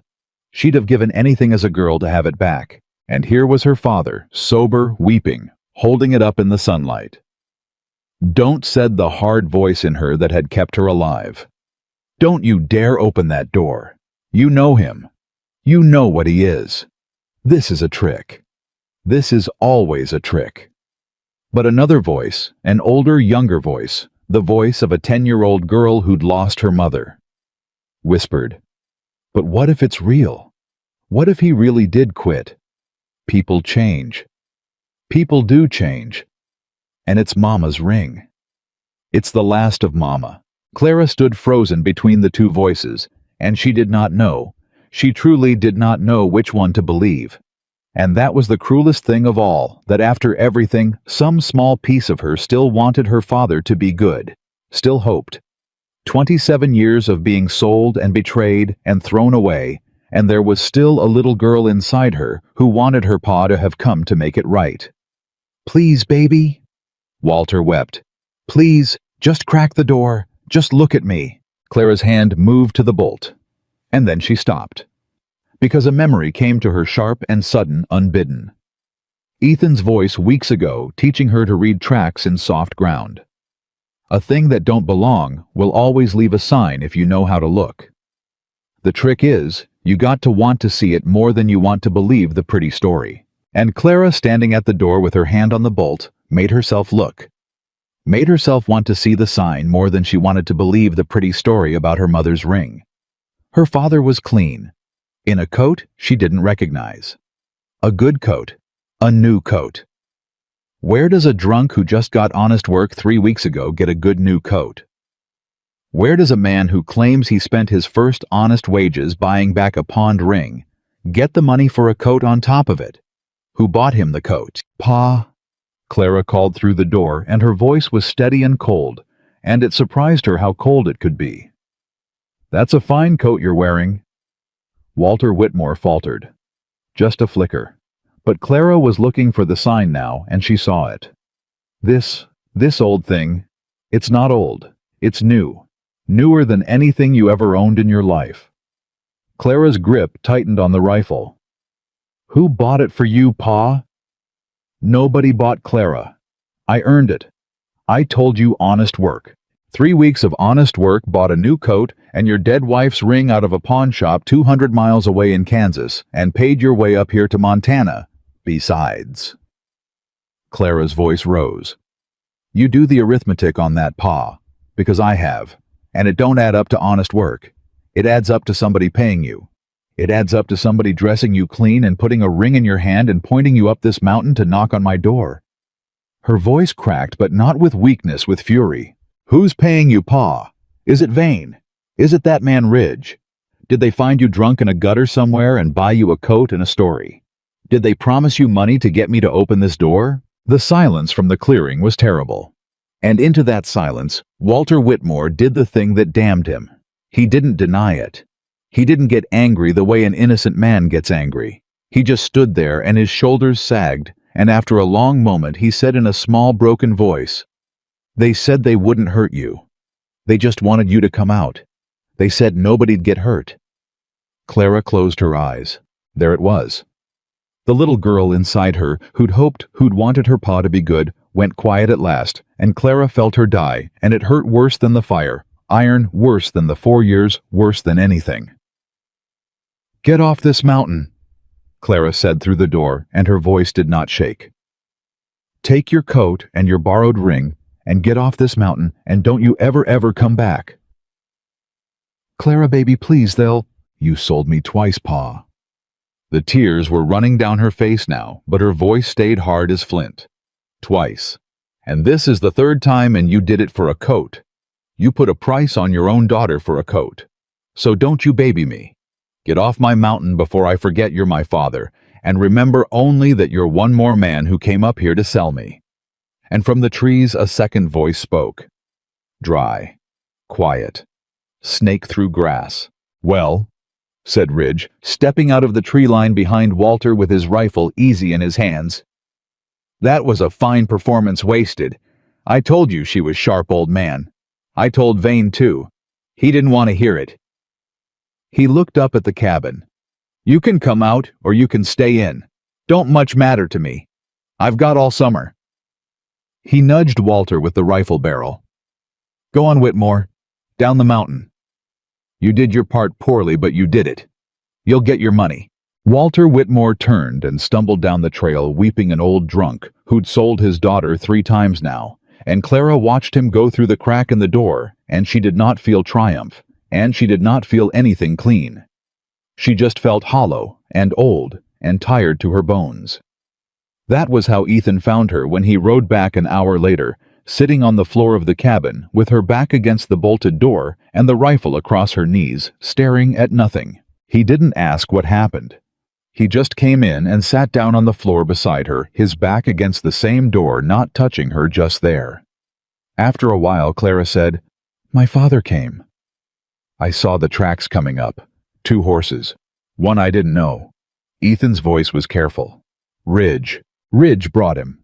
Dressed him up clean and put my mother's ring in his hand and sent him up here to sweet-talk me into opening the door." She let out a breath that shook. "He'd have had me too, Ethan. That's the terrible part. For about 10 seconds he had me. My hand was on the bolt. Because it was my mother's ring, and there's still a part of me, after everything that wants my pa to be a good man, so bad I'd walk into a trap to believe it." Ethan was quiet a moment. "But you didn't open it." "No. I looked for the sign like you taught me. The coat was too new. A drunk 3 weeks sober doesn't have a new coat." She laughed, and there was no humor in it. "You saved my life with a lesson about reading tracks, Ethan Callahan. That's a strange thing to owe a man." "You saved your own life," Ethan said. "Same as always. I just taught you to look. You're the one who wanted the truth more than the pretty story. That's the hard part. Any fool can learn to read a track. Wanting to see it when it breaks your heart, that's the thing most people never manage." Clara turned her head and looked at him. "How do you always do that?" she said. "Do what? Take a thing I hate about myself and turn it into a thing I did right." She shook her head slow. "I've been hating myself all afternoon for wanting my pa to be good. And you just made it into me wanting the truth. How do you do that?" Ethan considered it seriously the way he considered everything. "I reckon," he said finally, It's because I spent 7 years doing the opposite. Taking a thing I did right, surviving, coming home, going on, and turning it into a thing I hate. So I know the trick works both directions, and I'd rather run it the good way for you than the bad way on myself. Seems a better use of it. Clara reached over and took his hand off his knee and held it, and the two of them sat on the floor of the cabin with their backs against the bolted door, and did not say anything else for a long while, and did not need to. But the trouble was not done. It was in fact only getting started because Silas Vane had not built the biggest spread in 3 counties by giving up when a scheme failed. He had built it by having 10 schemes and running the next one the moment the first one broke. The next scheme was the law. It came 4 days later, and it came in daylight, and it came wearing a badge. Ethan heard the horses and went out to the clearing, and Clara came out behind him with the rifle. They'd stopped pretending she'd stay inside, and up the trail came Ridge. And beside Ridge rode a heavy man with a tin star pinned to his vest and a paper in his hand, and behind them rode Silas Vane, smiling his patient smile once more. "Callahan," Vane called, reining up. "You remember I mentioned the law? Well, here it is. This is Marshal Deakins out of the county seat. And Marshal Deakins has come all the way up your mountain to serve you legal papers on account of your squatting on land I filed and paid for fair and legal. So you'll want to hear him out." The heavy marshal cleared his throat and held up his paper, not quite meeting Ethan's eye. "Ethan Callahan." He read, "You are hereby notified that the land upon which you reside has been lawfully claimed by Silas Vane under the Homestead Act filing certified in Helena. You are ordered to vacate said land within 30 days, or be removed by force of law." He lowered the paper. "That's the long and short of it, Callahan. I'm sorry to bring it, but it's legal. I checked the filing myself in Helena. It's real." And here was the twist that turned Clara's stomach because she saw the shape of it. At once, it was legal. That was the horror of it. Vane hadn't broken the law. He'd used it. He'd found the one place where the law and justice parted ways, an honest man who'd never filed a paper, and a rich man who had, and he'd driven a wagon straight through the gap. There was no lie to expose, no track to read, no clever thing Clara could say through a door. The paper was true. And true papers, she knew better than anyone, could destroy an innocent life just as dead as false ones. Ethan stood in the clearing and looked at the marshal's paper. And Clara watched the hope go out of his shoulders, watched him understand that this was the one enemy he couldn't fight with his hands, or his rifle, or his oath. 30 days, Ethan said quietly. 30 days. The marshal agreed, and he did look ashamed of it. "I don't like it either, son, but the paper's the paper. A man files, a man owns. That's the law of the territory, and I took an oath to serve it whether I like the taste of it or not." Silas Vane sat on his black horse and drank it in the patient smile spreading wide. 30 days, Callahan, he said, or the marshal comes back with men and burns you out legal. Your choice. Same offer stands though you send the woman down with me today, and I'll let you keep the cabin till spring. Generous to the end, me. He gathered his reins to go well satisfied. And that was when Clara Whitmore stepped forward and said the thing that changed everything. "Marshal," she said, "you checked the filing in Helena. When was it filed?" The marshal looked at her, surprised to be addressed. "Ma'am." "The date. When did Mr. Vane file his claim on this land? You said you checked it yourself, so you saw the date." 3 weeks back, near enough, middle of the month. And under the Homestead Act, Clara said, and her voice was steady and clear and carried across the clearing. A man's got to do more than file a paper to prove up a claim, hasn't he? He's got to live on the land, improve it, work it. 5 years of it, or he can pay cash for it after 6 months of residence. But either way, he's got to reside on it. Live there, with his own 2 feet on the ground. Isn't that the law, Marshal? The marshal blinked. "Well, yes, ma'am, that's broadly the shape of it. Residency's required, but so."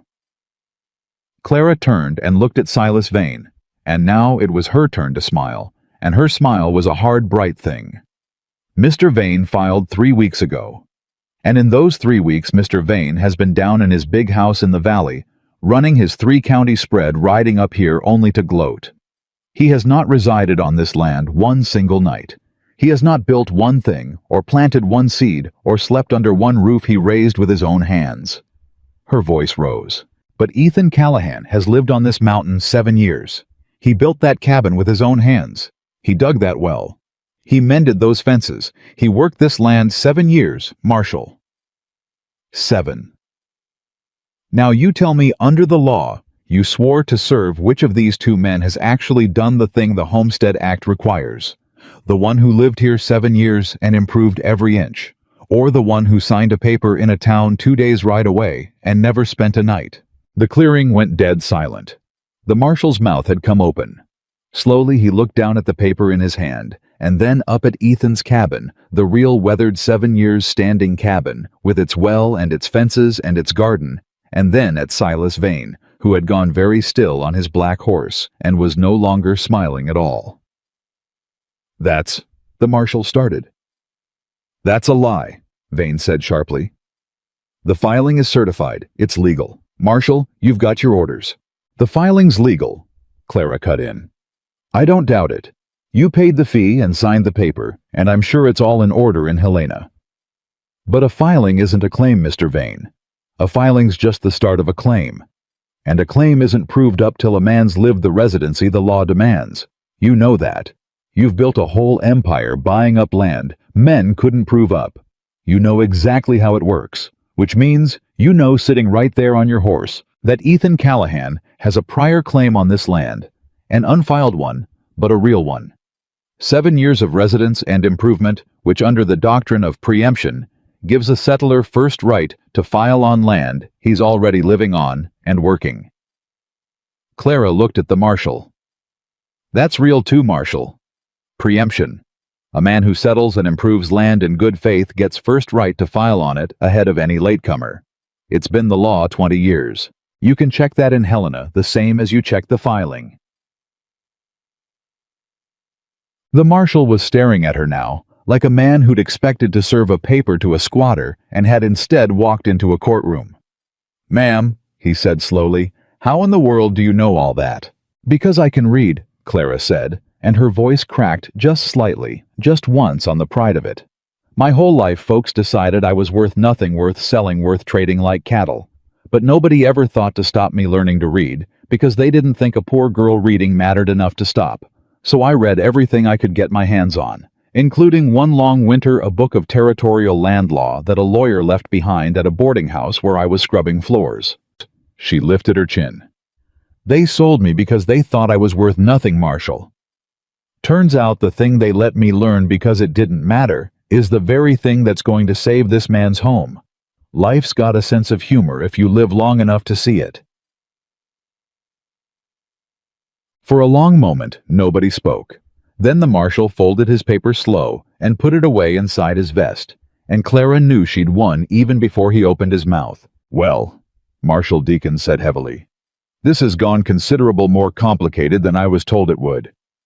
Mr. Vane, you told me this was a clean-cut squatter on unclaimed land.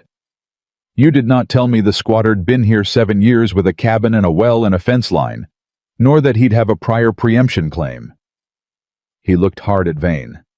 "That's the kind of thing a marshal likes to hear about before he rides 2 days up a mountain to serve a man out of his home." "He hasn't filed," Vane started. "He can file tomorrow," the marshal said. "And with 7 years of residence against your 3 weeks and preemption on his side, I'd not want to be the lawyer arguing your case, Silas. Not before an honest judge." He gathered his reins. "I'm not serving this paper. Not today. Not till a judge sorts out whose claim stands, and I've got a strong feeling now which way that's going to go. You want this land, you take it to court proper, in front of a circuit judge. And you let a judge decide, not a marshal. You tried to hurry up a mountain with half the story." Silas Vane's face had gone dark and ugly. "You work for the county deacons," he said very low. "And I own half the men on the county board. You might want to remember that before you ride off this mountain." And Marshal Deacons, heavy, tired, ashamed all through this, of the thing he'd nearly done, looked Silas Vane dead in the eye and said the thing that made Clara want to weep. "I've been marshal of this county 22 years, Silas," he said, And I've done some things in that time I ain't proud of, and looking the other way for men like you is most of them. And I'm an old man now, and I'll tell you the truth. I rode up this mountain today, figuring to put another one on the pile. Serve the paper, look away, go home, same as always." He set his jaw. But then this young woman here stood in a clearing with a rifle she didn't raise, and taught me the law I swore to 22 years ago, better than I've bothered to know it myself in a long while. And I find I'd rather be an honest man for whatever years I've got left than keep on being your dog. So you take it to court, Vane, and I'll ride to Helena myself and tell the judge exactly what I saw up here today. Every word of it." He turned his horse. "Deacons." Vane's voice cracked like a whip. "You'll regret this." "Reckon I might," the old marshal said, unbothered. "But I'll regret it a sight less than I'd have regretted the other." He touched his hat to Clara, a real gesture respectful the tip of a hat to a lady. "Ma'am, that was the finest piece of lawyering I've seen outside a courthouse, and I've seen a few. You ought to have been an attorney." "A poor woman can't be an attorney, Marshal," Clara said. "No," the old man agreed sadly. "No, the world ain't built that way, is it? More's the pity for the world." And he rode down the mountain, an honest man, for the first time in a long time, leaving Silas Vane alone in the clearing with his hired killer and his ruined scheme. Vane sat on his black horse a long moment, and the patient smile was gone. Gone for good this time, and what was underneath it was much worse. He looked at Clara Whitmore standing in the clearing, and the naked hatred in his face made even Ethan take half a step closer to her. "You?" Vane said softly. "You clever, clever girl. You just cost me a marshal and a claim in one afternoon." He shook his head slow. "I have spent 20 years building something in this valley. 20 years. And I have never once been beaten by a woman, let alone a bought one. A debt woman, a nothing off a card table." His voice dropped so low they could barely hear it, and that was worse than shouting. "So here's what's going to happen now. We're done with papers. We're done with marshals and fathers and clever legal talk.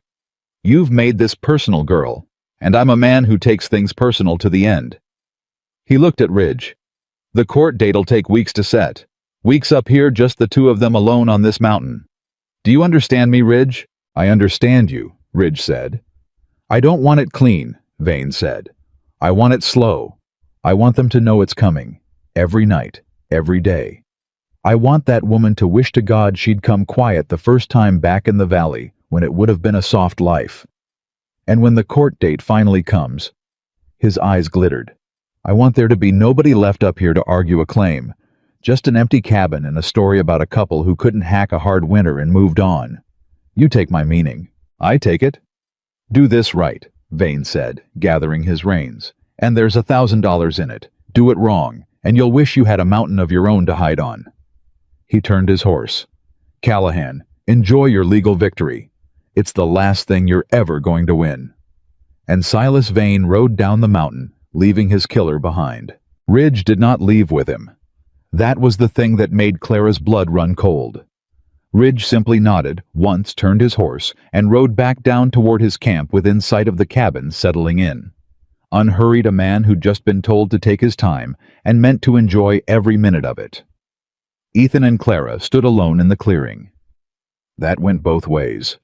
Ethan said quietly, "You saved the mountain, and you made him decide to stop playing. I know." Clara was shaking now that it was over, the way a body shakes after the danger's past. "I know I did. But Ethan, I couldn't let him take your home. Not without a fight. Not when I had the one weapon nobody thought I had." She looked up at him. "They spent my whole life telling me I was worth nothing. And today the reading they let me do because it didn't matter. It saved everything. I couldn't not use it. Even knowing it'd make him worse. I couldn't stand in that clearing and watch him take your home the way I've watched men take everything my whole life. I'm done watching, Ethan. You know I'm done watching." Ethan Callahan looked at this woman who 3 months ago had stood silent in a street being sold, and who had just, with nothing but the power of her own mind and her own reading and her own refusal to be nothing, beaten a rich man, and turned an old marshal honest, and save the only home Ethan had left in the world. And he did the thing he had been not doing for weeks. The thing he'd told himself he had no right to, given everything she'd been through, given all the men who'd wanted things from her. He reached out slow, giving her every chance to step back, and he cupped the side of her face in his big, rough hand, and he looked at her like she was the only thing on the whole mountain, the only thing in the whole world, and he said, "I have never in my life met anyone like you, Clara Whitmore. Not one soul. And I've got no right to say what I'm about to say, given all you've suffered at the hands of men who wanted things. So you tell me to stop, and I'll stop, and I'll never say it again." He swallowed. "But I've watched you go from a woman who couldn't ask for more than one night's sleep to a woman who stared down Silas Vane in a clearing and won. And somewhere in there, I don't rightly know when I stopped thinking of this mountain as mine and started thinking of it as ours. And I love you. That's the plain truth of it.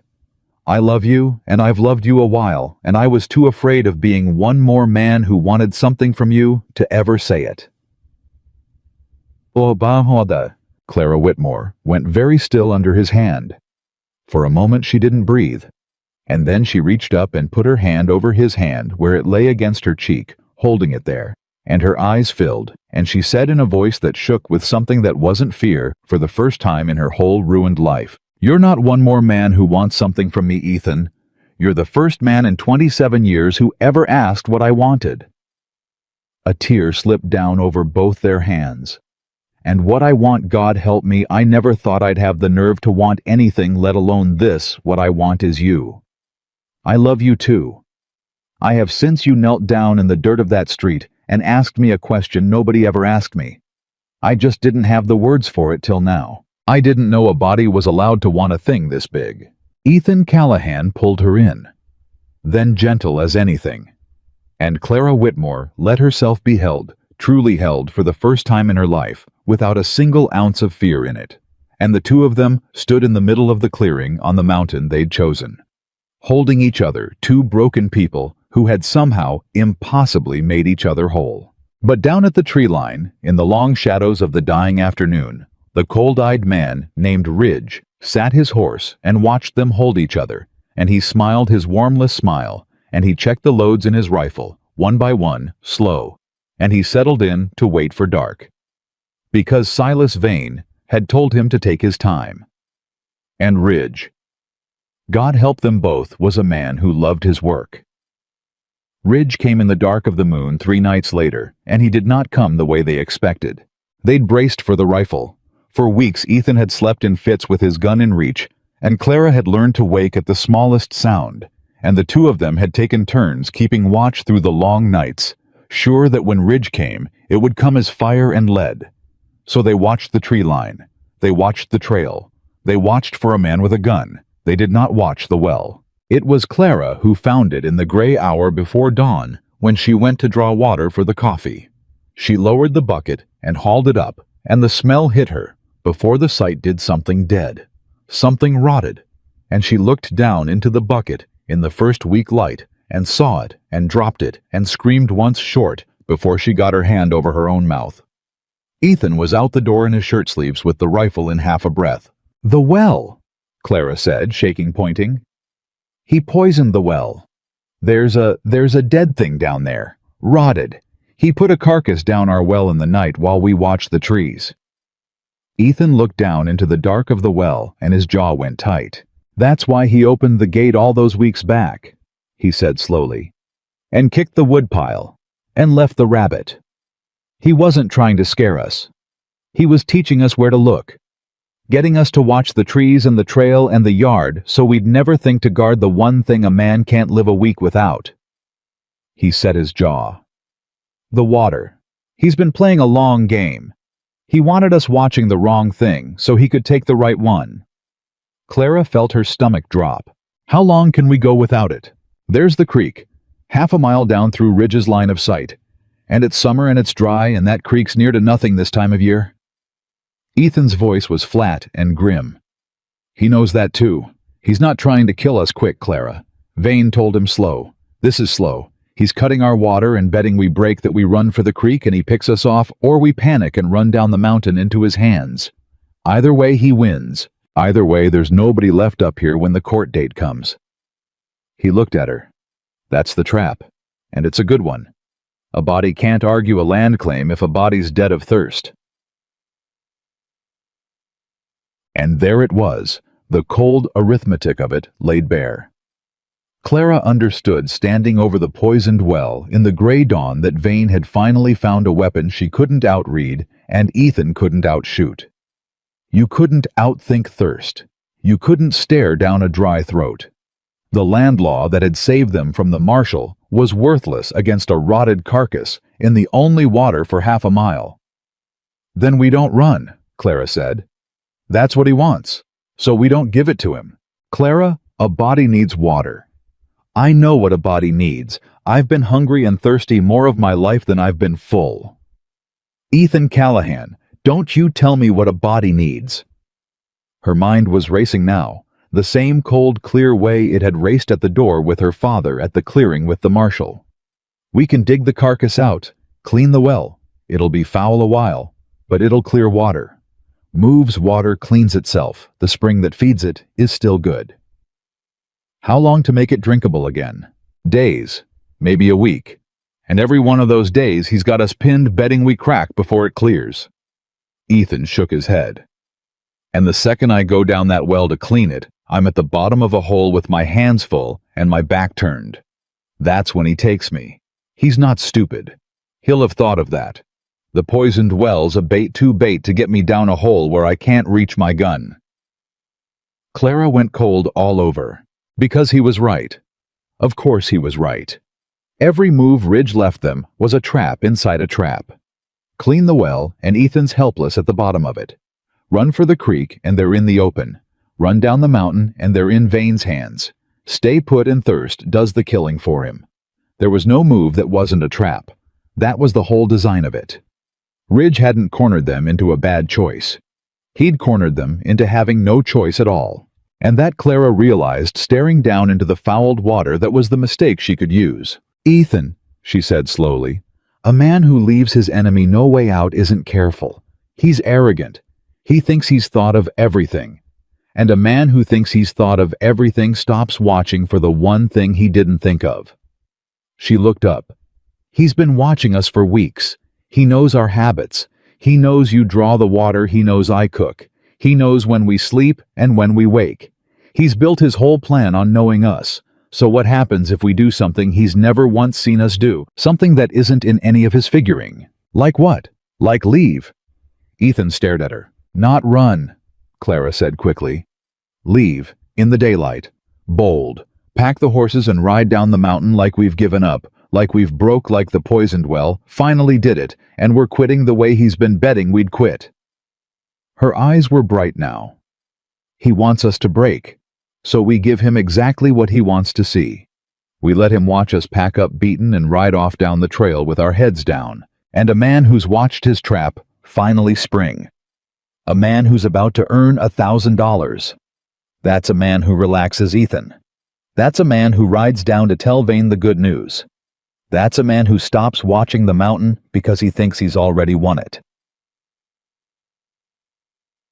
And then we don't go to Vane's Valley at all," Clara said. "We go the other way. We go to Helena, to the circuit judge, to the land office, to Marshal Deakins, who swore he'd tell the judge everything he saw. We take the fight Vane thinks he's won off this mountain, and into a courtroom where your 7 years and your preemption claim beats his 3-week filing dead, and where he can't send a killer in the night because it's a court of law with a judge and witnesses and the whole territory watching." She grabbed his arm. "He beat us on the mountain because the mountain's got no law up here but rifles. So we take it somewhere that does have law. We stop fighting him where he's strong, and we fight him where we're strong. And the poisoned well's not the thing that beat us, Ethan. It's the thing that finally set us free to go win."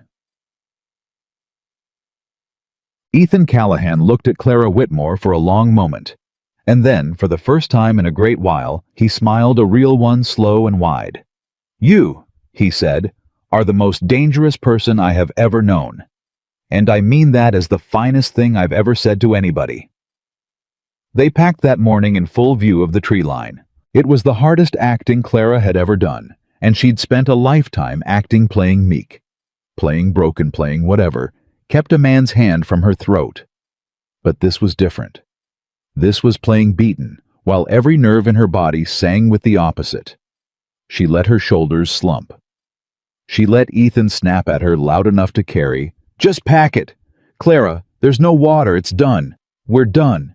And she let herself yell back thin and defeated, "I told you we should have gone weeks ago." And she let her voice crack on it like a woman finally broken. And down at the tree line, Ridge watched and did not move, and slowly Clara could feel it more than see. It slowly began to believe.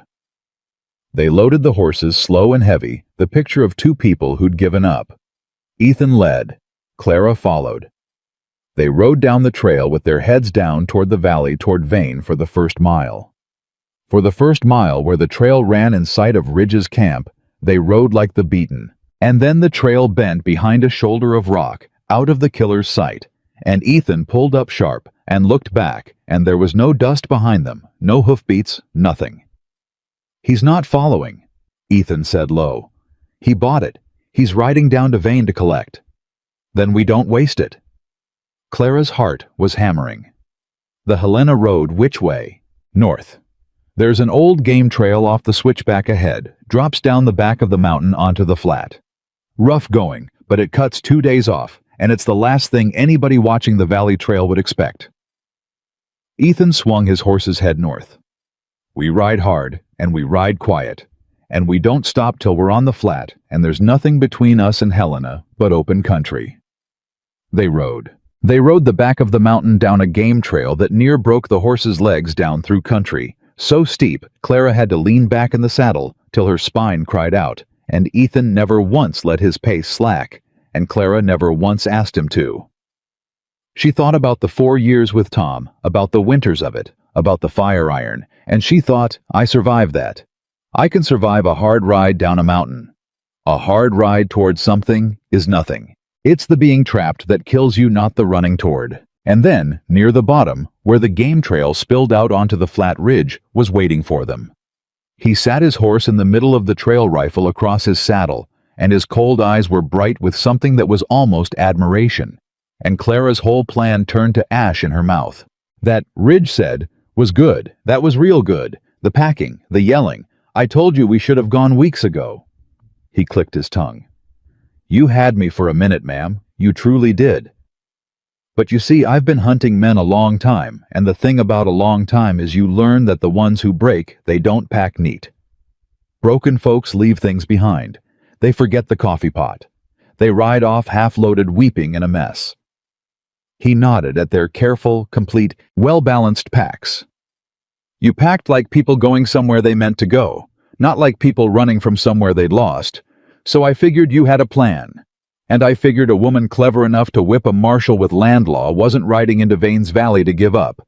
So I rode down the fast way and waited on the flat. And here you are."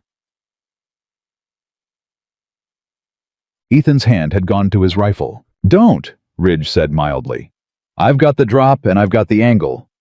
You clear that scabbard and I put one through you before it's level, and then the lady's alone with me on a flat with nobody for 10 miles, which is a worse day for her than the one she's having now, and she's having a pretty bad one." He kept the rifle easy across his saddle, not raised, not needing to be. "So let's all keep our hands where they are and talk a minute. I'm a reasonable man in my way. More reasonable than Vane if you want the truth. There's no version of this where I let you take her," Ethan said low and cold. "I don't want to take her. That's Vane's foolishness." Ridge shifted in his saddle. "Vane's a fool who's got so used to owning things, he thinks he can own his way out of being made to look small. That's what all this is. A woman made him look small in front of a town, and he can't abide it, so he's paying me $1,000 to make her disappear. And I took the money because I take money, that's my trade." His eyes flicked to Clara. "But I've been up on that mountain 3 weeks watching you two, and I'll tell you what I've seen. I've seen a woman who read law out of a borrowed book to save a home. I've seen a man who'd rather die standing next to her than live one more day the coward he thinks he is. And I've been paid $1,000 to put a hole in the middle of the only thing I've seen in 20 years that made me think there might be something in this world worth more than $1,000. He was quiet a moment. That's a strange feeling for a man in my trade. I don't much care for it. Clara's heart was pounding, but she made herself speak, made her voice steady. Then don't do it. It's not so simple, ma'am. Ridge shook his head. I don't do it. Vane finds another man who will, and that man won't have spent 3 weeks getting fond, and he'll do it uglier than I would. And besides, I've got a reputation. A man in my trade lives and dies on it. I take a job, I finish it. I've never once left a job unfinished, and the day I start is the day I'm finished myself. Because the only thing keeping men like Vane from putting a bullet in me is knowing I always deliver. He looked at them both. So you see my trouble. My reputation says finish it, and something I ain't got a name for says don't. And I've been sitting on this flat for an hour, trying to decide which one wins, and I still don't rightly know. And Clara Whitmore, sitting her horse across from the man who'd been hired to kill her, understood that this strange, cold, honest killer's unnamed feeling was the last door she'd ever have to talk her way through. Not with law, not with cleverness, with the truth. The way Ethan had taught her the day he asked her what she wanted. The truth plain laid on the table. Mr. Ridge, she said, can I tell you something? And then you decide. Go on. I was sold twice before Vane ever tried to buy me. Sold at 19 to a man who beat me 4 years. Sold again by my own father in that street where Ethan found me. And 3 days ago, my father came up that mountain in a coat Vane bought him and tried to sell me a third time. Her voice was steady and clear, and it carried across the flat. My whole life, Mr. Ridge, I have been a thing that men decided the worth of. $40, $110, $1,000 now to you. Everybody who's ever looked at me has seen a price. She looked him dead in the eye. And you say you've watched me 3 weeks and seen something worth more than $1,000. Well, that's the first time in my life a man ever looked at me and saw something that wasn't a price. And I think you've spent your whole life the same as me, being a thing men decide the worth of. A gun for hire. $1,000 worth of killing.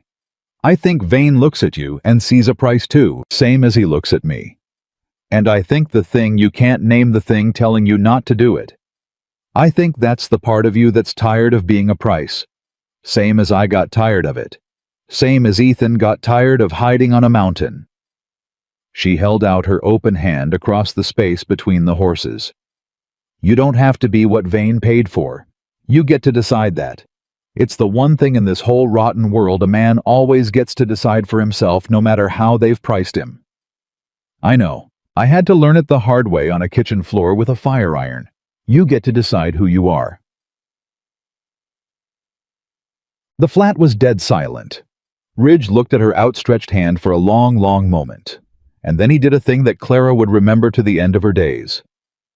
He reached up slow and he took off his hat. The mocking gesture from the mountain made suddenly terribly sincere, and he held it against his chest, and he looked at Clara Whitmore with something in his cold eyes that might have been the ghost of a man he'd been before the trade got hold of him. My mother, Ridge said quietly, used to say a thing near to that. Before I went bad, she used to say, they can price you, Amos, but they can't buy who you are unless you sell it.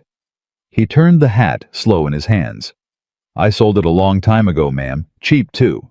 Cheaper than $1,000 the first time. He was quiet. But I don't reckon a man's got to stay sold. If a woman can get unsold 3 times over and still stand a horse on a flat and lecture a killer about his own soul, I don't reckon there's any man so bought he can't buy himself back. He put his hat on. Ride to Helena, Ridge said. The Sweetwater cut off 2 miles east. It's faster, and Vane's men don't watch it. You'll make the county seat by tomorrow noon. Find your marshal. Find your judge. He backed his horse off the trail, clearing their way. And when you're in that courtroom and Vane's lawyer stands up to say Ethan Callahan's a squatter with no claim, you have them send for me, Amos Ridge. I'll write in and I'll testify to every dirty thing Silas Vane hired me to do on that mountain. The gate, the rabbit, the old man in the bought coat, the carcass in the well, all of it in front of the judge sworn. His mouth twisted. A hired gun's testimony against a rich man. It'll ruin me. Vane's friends will hunt me the rest of my days for turning on him. But I reckon, he looked at Clara. I reckon I'd rather spend what's left of my life being hunted for the one decent thing I ever did than spend it collecting on the worst. Clara Whitmore's eyes filled. Why? She whispered the same word she'd asked Ethan in the street a lifetime ago. Why would you do that for us? You don't even know us. Because you asked me what the thing was I couldn't name, Amos Ridge said. And I've been sitting here an hour not knowing. And you just named it for me. He gathered his reins. It's shame, ma'am. 20 years of it. And you just showed me the only way I ever heard of to set it down. He touched his hat brim one last time, and this time there was nothing mocking in it at all. Now ride hard, and I'll go tell Vane you slipped past me into the valley, and I lost your trail by you a day before he knows different. Go on, go win. And he turned his horse and rode back up toward the mountain toward Vane to lie for them, an outlaw, carrying the first honest thing he'd done in 20 years, like a man carrying water out of a desert. Clara and Ethan rode for Helena and did not look back. They rode the Sweetwater cutoff through the night, and Clara did not once complain of the dark, or the cold, or the aching miles, because every mile was a mile toward a courtroom, toward the law, toward the one arena where a poor woman who could read beat a rich man who could only buy. Somewhere in the small hours, Ethan pulled the horses up to rest, and they sat close together in the dark, and Clara found she was shaking, and it wasn't the cold. He was going to kill me, she said. An hour ago, that man was hired to kill me, and I talked him out of it with words, and I don't know how, Ethan. I don't know how I keep doing it. The marshal, my father. Now, a hired gun. I keep opening my mouth, and the right words keep coming, and I don't understand where they're coming from. Ethan pulled her in against him. I'll tell you where they come from, he said. They come from 27 years of nobody ever listening to you. You stored up every true thing you ever wanted to say and couldn't. Every time you got sold or beat or thrown away and had to swallow it. You stored it all up, and now that you've finally got somewhere safe to speak from, it comes out of you like a flood, and it's true, all of it, because you paid for every word with your own hide. He kissed the top of her head. You're not talking men into things, Clara. You're just finally telling the truth out loud, and it turns out the truth spoke plain by somebody who earned it is the strongest thing there is. Stronger than money, stronger than a rifle. You've been the most powerful person on that whole mountain the entire time, and nobody knew it, least of all you. Clara turned her face into his chest and held on to him and let herself shake, and after a while, the shaking passed, and they rode on. They reached the county seat at noon the next day, dust-covered and hollow-eyed, and they found Marshal Deakins, and the old man took one look at them, and one listened to their story, and slammed his hat down on his desk and said, "That greedy murdering a carcass in the well. He hired a killer to put a dead thing in an honest man's well." And he was reaching for his coat before they'd finished. The circuit judge is in town this very week.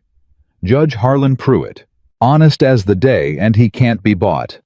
Lord knows, Vane's tried. You're going to tell him everything you told me, and I'm going to swear to what I saw on that mountain, and we are going to end Silas Vane. It moved fast, then faster than Clara had dared hope. Judge Pruitt heard the land claim first, and it was no contest at all. Ethan's 7 years of residence and improvement against Vane's 3-week filing preemption, plain as print, and Deacon's swearing to the cabin and the well and the fences he'd seen with his own eyes. The judge threw out Vane's filing before the noon recess and confirmed Ethan's preemption right on the spot, and Ethan Callahan walked out of that courtroom, the legal owner of the mountain he'd lived on for 7 years, and it should have been the sweetest moment of his life. But Clara wasn't done. "Your Honor," she said, standing when she should have sat the way she'd stood in the clearing, when she should have stayed behind the door. The land's the least of it. Silas Vane hired a man named Amos Ridge to drive us off that mountain by any means. He opened our stock in the night. He sent my own father up to trick me. And when those failed, he ordered Mr. Ridge, and I'll swear to this on any Bible you put in front of me, to make us disappear before this very court date, so there'd be no one alive to argue the claim. Her voice rang through the courtroom. A man who will poison a well and hire a killing to win a piece of land is a man who's done it before, Your Honor. You don't get to own 3 counties by playing fair. I'd wager every acre Silas Vane holds has a story like ours underneath it. A settler run off a claim, stolen a debt called cruel. And I'd wager there are folks in this territory who've been waiting years for one judge honest enough to hear it. Judge Pruitt looked down at her over his spectacles for a long moment. "Young woman," he said, "who are you?" "Nobody, Your Honor," Clara said. "I'm a woman my own father sold in the street for $40. That's all I've ever been to anybody till 3 months ago. Nobody." "No," said Judge Pruitt slowly. "No, I don't think that's true at all. I think you may be the most dangerous witness Silas Vane has ever had the misfortune to make an enemy of." He set down his gavel. "Marshal Deakins, I'm issuing a warrant for the arrest of Silas Vane on charges of conspiracy, intimidation, and attempted murder. And I'm opening an inquiry into every land claim that man holds in this district. If this young woman is right, and something tells me she generally is, we've got 20 years of accounting to do." He looked at Clara. "And I'll want your Mr. Ridge if he'll truly come and swear. A hired man who turns on his employer and tells the truth, the law can find room for mercy for a man like that. You tell him that, if you find him. Tell him Judge Pruitt said a man who buys himself back gets counted honest in my court." Clara's throat closed too tight to speak. She only nodded. They found Ridge that evening waiting at the edge of town, the way he'd said he would, and Clara told him what the judge had said. A man who buys himself back gets counted. Honest in my court, an Amos Ridge hired killer of 20 years, put his face in his hands and wept like a child. And then he wiped his eyes and stood up straight and said, "Then take me to him. I've got 20 years of Vane's sins to swear to, and I find I can't wait to be rid of the weight." Silas Vane was arrested 3 days later in his big house in the valley, and he did not go quiet, and Clara heard he cursed her name to the ceiling as they led him out, and she found she felt nothing about it at all. Not triumph, not fear, nothing. He'd been the biggest thing in her life for a whole terrible summer, and in the end, he was just a man in handcuffs, shouting at a woman who'd already stopped being afraid of him. The inquiry into his claims ran for months, and it turned up exactly what Clara had said it would. A trail of ruined settlers and stolen land and cruelties, stretching back 20 years. Folks who'd been too poor and too frightened to fight, who came forward now, one after another, once they saw that a nobody woman off a card table had done it and lived. Land went back to families who'd lost it. Silas Vane went to territorial prison, and Marshal Deakins, who'd looked the other way for that man half his life, personally escorted him there and told anyone who'd listen that it was the finest ride he'd ever made. And through all of it, the hearings, the testimonies, the long, slow machinery of a law finally working the way it was meant to, Clara Whitmore stood beside Ethan Callahan, and Ethan Callahan stood beside her, and neither of them ever once stood in front of the other exactly the way he'd sworn on his knees in the cabin, exactly the way she'd demanded across the kitchen table. When it was finally done, when the last hearing had closed, and Vane was behind stone walls, and the mountain was theirs, free and clear and legal, Ethan and Clara rode back up the trail together in the last of the summer, back to the cabin with the bolt on the inside of the door. The cabin that was now, in the eyes of the law and of God and of the whole territory, a home that no man could ever take from them again. They cleaned the well together. Ethan went down into it, and this time he went without fear because Clara stood at the top with the rope and the rifle both. And there was no killer in the trees, and no more traps waiting.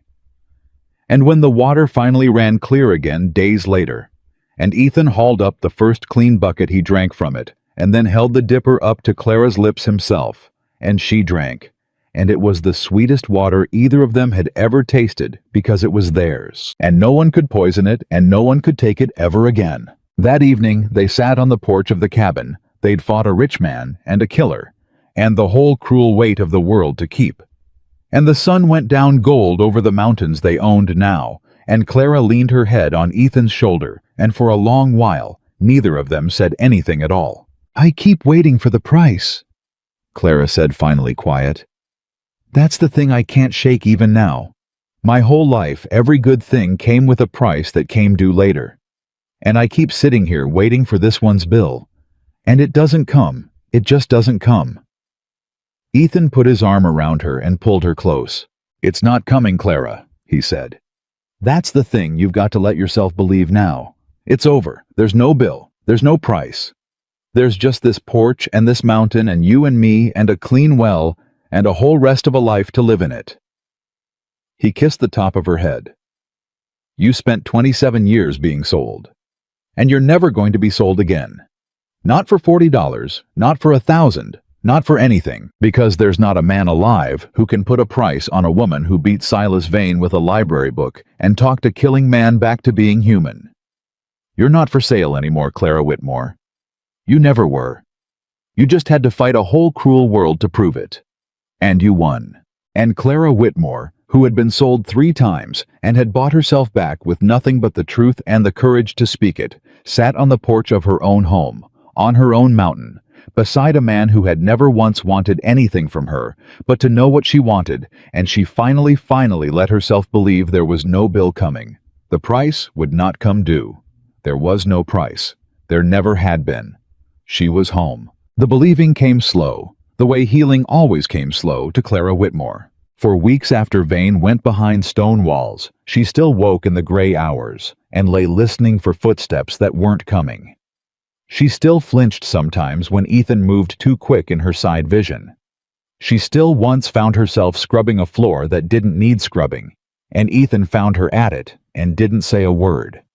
Just knelt down and took the brush out of her hand and set it aside and held her hands till the old panic passed. "It takes what it takes," he told her. "A body doesn't unlearn 27 years of being afraid in one good summer. You don't have to hurry it. I'm not going anywhere. We've got time now, Clara. That's the thing nobody ever gave you before. Time. We've got all of it." And slowly the way the season had turned her hunted look into a steady one, so slow you couldn't see it happen. And then, one day, it was just done slowly. Clara Whitmore began to believe. It was the small things that did it. It was waking one morning and realizing she'd slept the whole night through and hadn't even noticed, because it had stopped being a miracle and started being just her life. It was reaching for the second tin cup without thinking of it as his charity anymore, thinking of it as hers because it was. It was catching herself humming while she worked and not stopping, not looking around to see if it was safe to make noise, because she knew now, in her bones and not just her head, that it was. And one evening in the early autumn, sitting on the porch with the first cool bite in the air, Ethan Callahan cleared his throat in a way she'd never heard him do, and Clara looked over and found the big weathered man gone shy as a boy. "I've got something to ask you," he said, "and I've been trying to work up to it for a month, and I keep losing my nerve, which is a fool thing for a grown man to admit." He turned his hat in his hands the way he did when he was nervous. "And before I ask it, I want to say you can say no. That's the whole thing, Clara. You can always say no to this and to anything, and it changes nothing about the roof over your head or the mountain under your feet. That's yours now regardless. The land's in both our names. I filed it that way. Both names, the week the judge confirmed it. So no man could ever again decide your worth or your place. So this isn't a thing you need. This is only a thing you might want. And if you don't want it, I'll never speak of it again." Clara's heart had started to pound. "Ask me, Ethan." Ethan Callahan got down off the porch step and knelt in the dirt in front of her, the way he'd knelt in the street the first day, so he wasn't looming, so they were eye to eye. And he reached into his shirt pocket and brought out a plain gold band. Not stolen, not pawned, not a bought coats trick, a real ring bought honest with his own money, and he held it out on his rough open palm. "Clara Whitmore," he said, and his voice shook and he let it. "I spent 7 years believing I'd die alone on this mountain, and believing I deserved to, for a thing I did a long time ago in a field. And then you rode up my trail in a faded blue dress, being sold like cattle, and you taught me how to sleep again, and how to laugh again, and how to hope again, and somewhere in all of it, you taught me that a man's not the worst thing he ever did. He's what he does after." He swallowed hard. "So I'm asking you.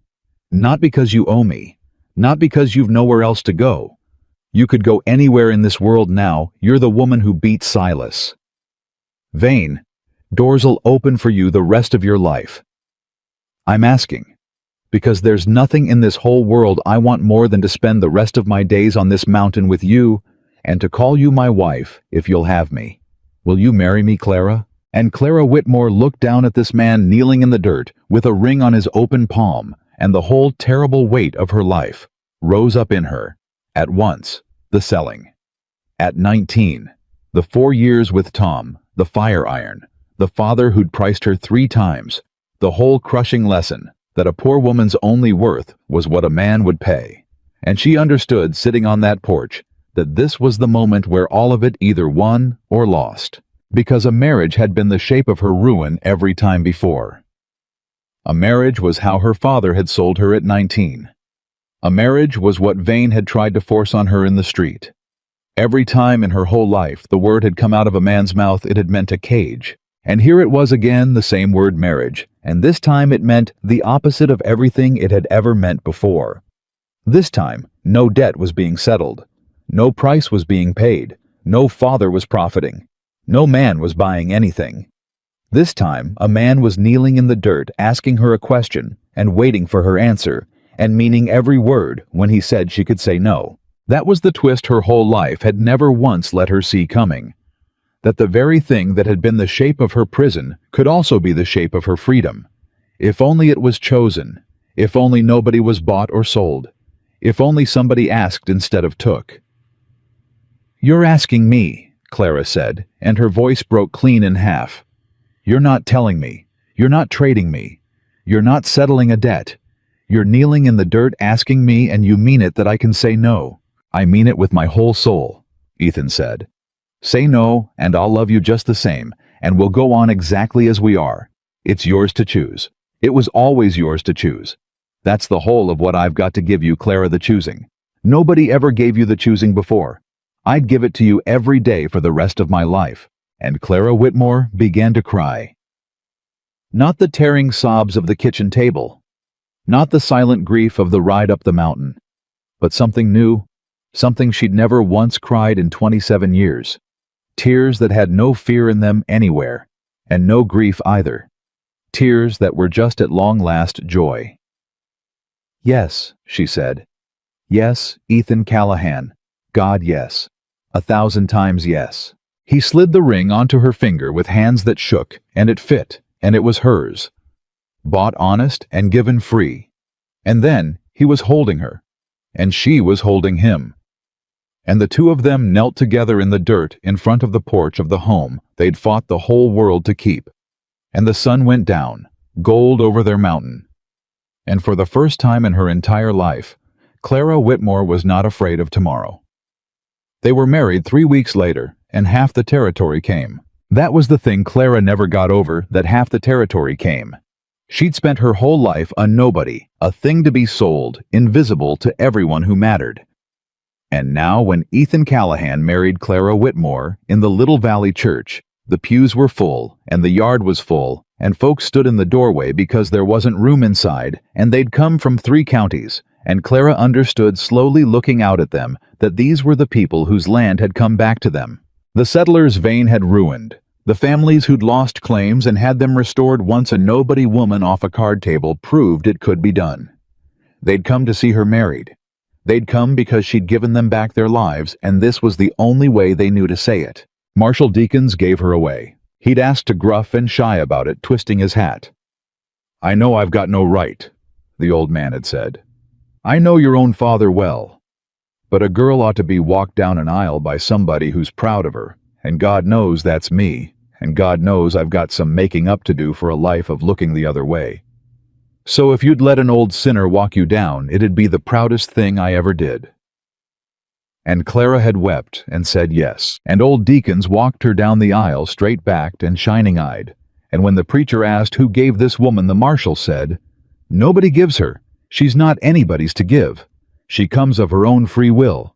And the whole church went quiet, and Clara understood he'd said it on purpose for her, because he'd heard the story of the street and the $40, and he was setting it right in the only way left to set it right. And Amos Ridge came. That was the thing that broke Clara clean open. Ridge came, the hired killer pardoned by Judge Pruitt for his testimony. A free man, now trying to figure out how to be an honest one. After 20 years, Ridge came to the wedding and stood at the very back, hat in his hands. Not sure he was welcome. And when Clara saw him, she left the receiving line and walked the whole length of the church to him and took both his hands. "You came," she said. "I wasn't sure I ought to," Ridge said. "A man like me at a wedding seems like bad luck." "You're the reason there's a wedding," Clara said. "You could have killed me on that flat and collected your $1,000. You chose different. You bought yourself back just like you said. And a man who buys himself back gets counted honest. The judge said it, and I'm saying it, and there's not a soul in this church who has more right to stand here than you." She squeezed his hands. "What are you going to do now, Amos? With your honest life?" Ridge looked down at her, and something worked in his cold face that was learning slowly, painfully, how to be warm. "Deacons offered me a deputy's badge," he said, wonder in his voice. "Can you feature that? A man who hunted men for money wearing a star. He said a man who knows how the crooked ones think is worth 10 honest fools who don't. I told him I'd think on it." He shook his head. "I never once in 20 years thought there was a road back. You showed me there was. On that flat, with your hand held out. I'll not forget it, ma'am, not if I live to be 100. "Take the badge, Amos," Clara said softly. "Protect the next Clara Whitmore. There's always a next one. Some girl being sold in a street somewhere right now? You go be the man who steps forward for her. That's how you set it down for good, not by carrying the shame, but by making sure no other girl ever has to carry it alone." And Amos Ridge took the badge in the end, and became one of the finest deputies the territory ever had, and hunted the cruel and the crooked, as hard as he'd once hunted the innocent, and never once to the end of his days forgot the woman who'd held her hand out to him on a flat when he'd come to kill her. Her father did not come to the wedding. Clara had made sure he knew of it. She'd sent word because she was done being the kind of person who did things in secret and shame. That was Walter's way and never would be hers. But she did not invite him, and he did not come, and she found testing the wound of it that it had finally at long last healed over. Walter Whitmore had sold her 3 times. She had wanted her whole life for him to be a good man, and he never once was, and she had grieved that little girl's want out on the cabin floor the day he came up the mountain in his bought coat, and now there was nothing left to grieve. He was just a sad old man who'd priced his own daughter and lost her for good, and Clara wished him no ill and expected nothing of him ever again, and that she understood was its own kind of freedom too. You didn't have to hate the people who'd hurt you. You just had to stop waiting for them to be different. You just had to let them be exactly as small as they were, and walk on into your own large life without them. The years that came after were good years. That was the plain truth of it, and Clara never once took it for granted because she of all people knew that good years were not owed to anybody, that some folks fought their whole lives and never got a single one. She'd gotten hers late, and she'd fought a rich man and a killer and her own broken heart to get them. And she treasured every ordinary day of them the way only a person who'd starved could treasure bread. They worked the mountain together. The land that had nearly been stolen became under their 4 hands a place that thrived crops in the good soil of the bottomland, cattle on the high summer grass, the cabin grown into a proper house with rooms added on as the years went and the family grew. Because there was a family in time. A daughter first, whom they named after Ethan's mother, and then a son, and Clara Whitmore Callahan, who had been sold 3 times as a thing of no worth, raised her children on that mountain to know from their very first breath that they were beyond all price, not for what they could do, not for what they were worth to anybody, but simply and only because they existed, because they were hers, because they were loved. That's the whole lesson. She told her daughter once, years on the girl old enough to start hearing the shape of where she came from. A person's worth isn't in what they can give somebody. It isn't in what a man will pay. Your grandfather never understood that, and it cost him everything. And I'll not have you grow up not knowing it. You're worth something because you're alive, and you're you. That's all it takes. That's all it ever took. Don't you ever let a single soul in this world tell you different. And don't you ever put a price on your own head to make somebody love you.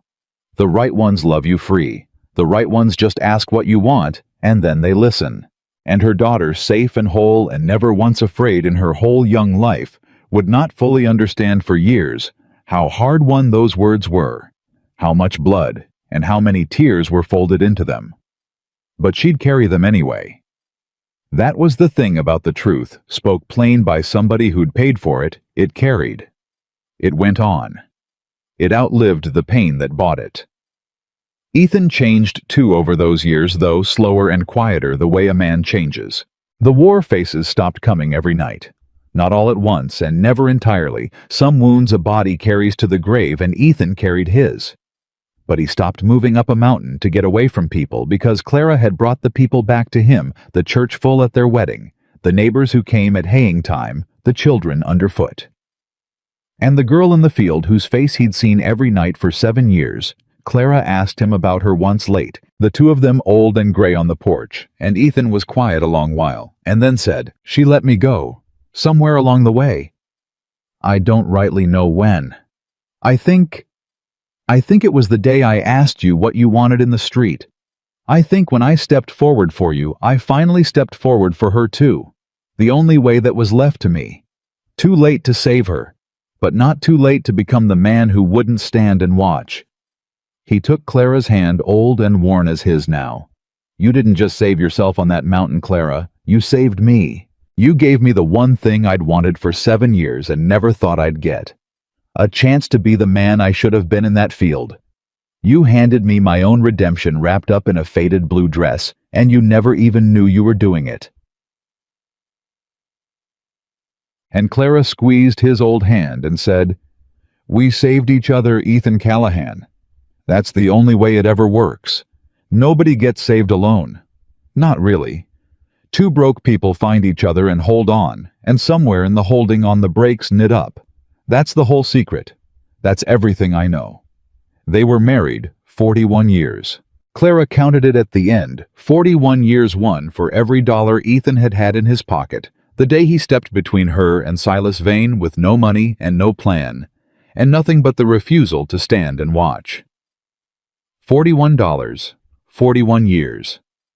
She thought there was something in that, some rhyme the Lord had built into her life, though she couldn't have said exactly what. And when Ethan Callahan died, an old man in his own bed on his own mountain with his wife's hand in his, and his grown children around him, and his grandchildren's laughter coming through the window. His last words were not grand ones, because he'd never been a man for grand words. He looked at Clara, his eyes gone dim, but finding her the way they'd always found her. And he said, "Thank you for telling me what you wanted that first night. One night, you said. You gave me 41 years off of one night. You asked?" Clara said, and she was weeping, but there was no fear in it, and no regret, only the clean grief of a long love ending well. "Nobody ever asked me before, and you asked, and it changed everything. It changed my whole life, Ethan. It changed both our lives. One question. In a street where I'd been sold. You just asked me what I wanted." "Best thing I ever did," Ethan whispered. "Best thing anybody ever did for me," Clara said. "In my whole life, the very best." And Ethan Callahan closed his eyes and let go, and slipped away peaceful with his wife's hand in his, an old man who had died exactly where he'd once believed he'd die, alone on a mountain, except that he had not died alone at all, not remotely, because a woman had ridden up his trail in a faded blue dress 41 years before, and taught him that a home was never a place. A home was the person who made you want to return. Clara Callahan lived 9 more years after that, and they were good years too, in their way full of grandchildren and neighbors, and the mountain she'd never once left, because there was nowhere on God's earth she'd rather be than the ground where her whole real life had happened. She grew old and respected and beloved the woman who'd beaten Silas Vane, the woman who'd turned a killer honest, the woman who could read the law better than any lawyer in the territory and had used it more than once in her long life to help some other poor soul the world had decided was worth nothing, for that became her work in the end. That was what Clara Whitmore Callahan did with the long good years she'd been given. Whenever word came of some girl being sold, some settler being run off, some poor soul the world had priced and thrown away, Clara went. Old as she got, she went. She'd ride down off her mountain, or later have herself driven, and she'd stand up in whatever room needed standing up in, and she'd tell the truth plain, the way she'd learned to tell it, and she'd fight with the law when the law would serve, and with the sheer unkillable force of her own hard-won voice when it wouldn't. And more often than not, she won. Because there is nothing in this world stronger than the truth spoken plain by somebody who paid for every word of it with their own hide. And every single time before she left, she would kneel down in front of whatever frightened, beaten down, thrown away soul she'd come to help kneel down the way a man had once knelt in a dusty street in front of her, so she wouldn't loom, so they'd be eye to eye, and she would ask them the one question that had saved her own life. The question that had changed everything. The question nobody had ever asked her in 27 years, until a lonely cowboy asked it in a street where she'd been sold like cattle. What do you want? And she would wait patient as a mountain for the answer, because she knew better than anyone who ever lived that the asking was the whole thing. The asking was where a broken life turned back toward whole. Somebody looking at a person the world had decided was worth nothing, and asking them, and meaning it, what do you want? Clara Whitmore had been sold 3 times as a thing of no value, and she had died the most valued woman in the whole territory, beloved by hundreds. Mother to a family savior, to the lost wife for 41 years, to a good man who had asked her one question in a street and given her a whole life off the answer. She was never once sold again. She was never for sale at all. She never had been. And that, in the end, was the truth she'd spent her whole life learning, and the rest of it teaching to anyone who'd hear that a person's worth is not measured by what they can provide, nor by what a man will pay, nor by anything anyone could put a price on, but by the simple, unpriceable, unpurchasable fact that they are alive, and they are human, and they are here. Clara Callahan knew that now, all the way down to her bones, from her first breath every morning to her last one every night. She had learned it the hard way. And she had spent a long, full, beloved life making sure that everyone she could reach learned it the easy way, instead from a gray-haired woman kneeling down in front of them, looking them in the eye, and asking them what they wanted. She was home. She had always, in the end, been home.